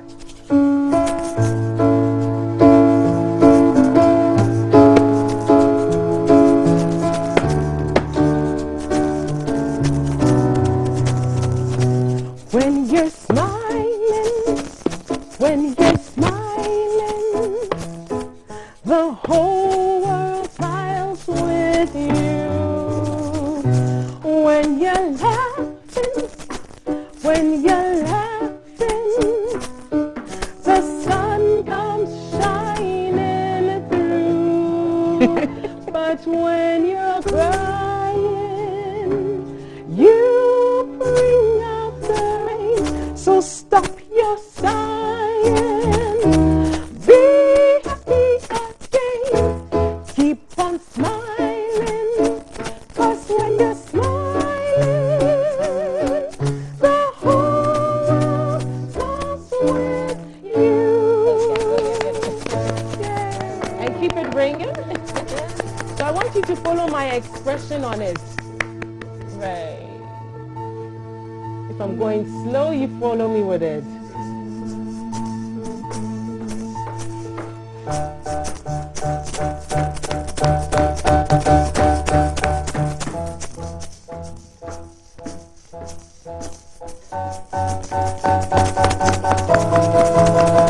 Five, 4, 3, 2, 1, and stop. Oh! Beautiful. One more. One last one. Okay, one last one. One more. All right, so let I me wish I see. could give you that to shake back. Okay, give me here. The bell. So this one is a popular one we all know. Twinkle, twinkle, okay? So we can sing along with it. 1, 2, go. Twinkle, twinkle, little star, how I wonder what you are. Up above the world so high, like a diamond in the sky. Twinkle, twinkle, little star, how I wonder what you are. Beautiful. Thank you. Look how happy I look. So, before we run off, how do we find you? How do we locate you? Social media handles? Yes, please. This is reaching you to a lot of people. Okay. Yes. So you can contact me on 055 367 5054. 055 367 5054. You can text, send a WhatsApp message, etc. Or you can email at musictherapyghana@gmail.com. musictherapyghana@gmail.com, or visit the website musictherapyghana@com rather. Musictherapyghana.com. Right. The website. Right. Mawirami. Mawirami. Right. Don't worry, you get it. I get it. Don't mind it. Final words before we let you go. I'd want to encourage parents who have children with challenges that don't keep them in the house, bring them out. There's help. I also want to encourage parents who want their children to learn a musical instrument, that get your kids out there, bring them, because learning an instrument works the left and right hemispheres of the brain and so many other parts of our body. I also want to say that if you've seen the tone chimes and you are interested in building a tone chime choir, get in touch, let's communicate. Parents, bring your kids out there, let them develop their God-given music talent. And if you want to be trained as a music therapist, please get in touch. Please get in touch, because we need more music therapists. I can't do everything. I'm only one person. So get in touch, get trained, and let's help our kids develop their talents. Right. We have Charles. We have Charles. Charles says, GTV, it's great your programs are different from those TV stations. Hey, we cannot, please. Don't put us in trouble. I will not read this, but this comment. Thank you for acknowledging our efforts, Charles, but I will not read the comment. I am sorry. So, guys, we've been talking about music therapy and how it can help our children. It can basically help everybody. The number to call, if you want to know more about music therapy, is 055-367-5054, or email musictherapyghana@gmail.com, or go on their website, musictherapyghana.com, guys. Miriam, we cannot have you just go without another one. Can you please? Thank you. Thank you. So I'm being Oliver Twist. So she's wrapping up for us, isn't she? Yes. So a quick shout, happy birthday to Claudia Elgiva Antier, Diagnostic Center Limited, from your husband Kingsley of Design Department of GDC. That's a birthday shout to you, Claudia. A happy birthday to Reverend Dr. Prince Nathaniel Brown Engman. It's your birthday today. I love you, Uncle. Good morning. Okay, take us away. All right. Okay, so this one is a little calm, okay? Okay. To take us out. It's called How Sweet the Name of Jesus Sounds, okay? Let's go for you.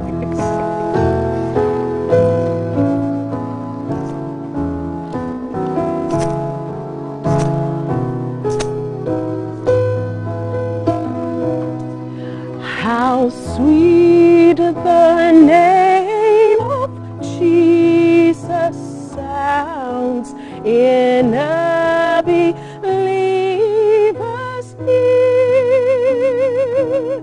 It soothes his sorrows, heals his wounds, and drives away his fear. It makes the wounded spirit whole and calms the troubled breast. 'Tis manna to the hungry soul and to the weary rest. Ooh, ooh,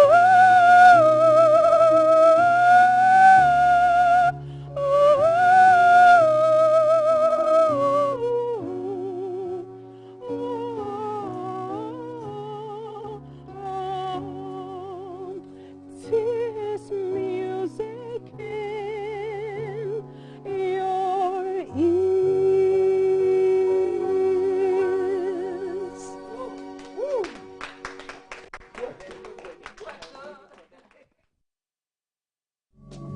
Up next, African movie.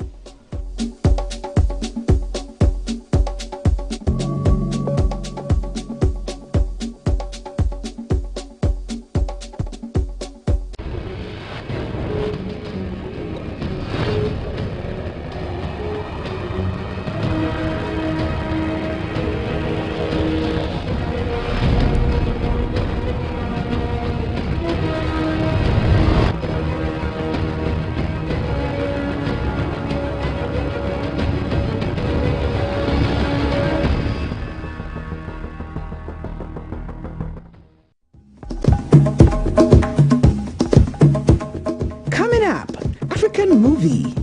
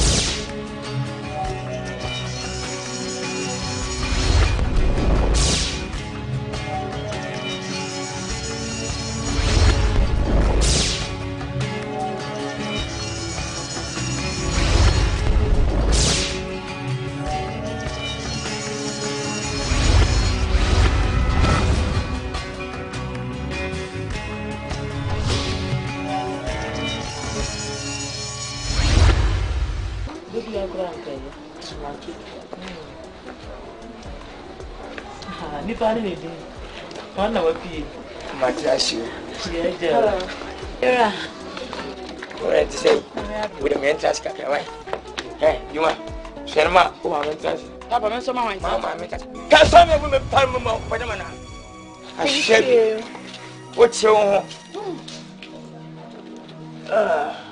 Aquaba? Emotion. Fine. No, go ahead. No. Go ahead. Feel free. It's your house. It's your property. Hey, yes. You already Anima. When one mutifia. You're to Moncasa Montas and Pin and Moncomo. And Pamu beside your mattress. Yaba. Now, but what you be Yan and Kaya one son, I be at Miss. Exactly. Since the UTV poor Ebenezer. Yeah. Umbon Kayansa. Exactly. Yet I take beating. Could cancer, where Jimmy? Could cancer, where Jimmy? And son of Becca is advertised the casa. Exactly. To create awareness. Yeah. Say, fear Mutimi, and Yanka some fee. Minam and Mamma, you read the mamma. Minam bring Mujani. Yes. If it's go Minam Bedini fee. Well spoken. Mimi cement, Maria, Mapo, me bricks, me ties. You didn't acquire a loan from the bank. The catch I say English, mammy. Oh, be a mommy. Nobody helped. Me it way one mammy that. Me see what they with him. Yes, my rival didn't help. I buy for simple. I buy. The government didn't help. Now, but me barrels so I trouble one. How much more even the kids? And I can't tell no. Who present for him? Na me me yira oti yi ya kwa wo chem kaka na nsen me nya me ngewi ya professor abana ho e maka man kan nipa exactly se ma si mfe na mbedi komawuo e bi sira enti fie no me ne me yire fa adwene e kon be kro se e beton fie ndi adi timi chinchin ma ko nya panyi kese fen despite osai kwame osai despite yes I will be a UTV exactly Peace FM osai be best point yeah. Or they have a this way factory. I don't want to fear man. We go to go this way. This way, but me to be capacity. And pass my house, my hand down. Obiata Monstring. Me you require that my judgment. As I check 1,000 Ghana cedis, 1,000 Ghana cedis for each and every one. I'm Obia. Oje no go yi. No go how down go them. Say na be ya mini wabro. Sikano so wa. Exactly. To be able to check, Marco. Now to send it, now to which, then that's what we would have to. So what I just says came me with book of Frandana, now one away. They come from my teacher. Right, why do you beat my book? Would you put your head on go? Your children, 3 times a bit to feel not so good tuna. Man, a better man after than a 2 weeks to tell you, what you're watching, Trahanakas and how to me, son. That's why we know you are Fradano. So go back now. I think what is him. What is sorry to your mother? Papa, the way you're chasing. What about you? You want to get on a what I walk of Fabia. Papa, Subanya for who not a penny wants to Papa. No class I'm now walking out. Ah, what's if you double? I saw my walk out. The rapness I got in a musician. W, and yes, I got yes, Papa. I don't know to my dance and banner. Say you. Papa, what's if you? Oba no chichi wako. Right, that my do better way. Odobio. Odobio. Well, anyamla. So Papa. Hey, me my tongue won't just a quite good. Yes. I do not what just you do for the time. You and funny so when you're not for. Na atufudia oi. Dia chene do. We are Bama ni nkasa. What did me papa? Akoko. Anya me ba no. Itu na mo shape. Itu okopa usoni ubema. Amwa. Asa utima twin. Who did you matter? Papa, what is so? What did you make? What did you make? What did you make? Ho, I fell here. Naming open. I want to water. Say what you are too rude. When you call. Why am you are too rude. Exactly. Papa, me dear. Why am I too nasum? We are Bama born. Now what is so we are Bama born. What is that? We are Bama born. We are there. So just a wall. Yeah. Musa Frank. Can we get out of here? Papa. Hey. Come on. Me not that moment. Me not this. That moment. Papa, I feel that you're free man and the china. Adai. Ya go to Ayana. Ya go to Ayana. And you must not be able to. Bema nekasa. Bema way. Onye. Umoy nejai. Stand up. All right. Stand up and let's go. Oh, Papa. Monsieur, monsieur, monsieur. Papa,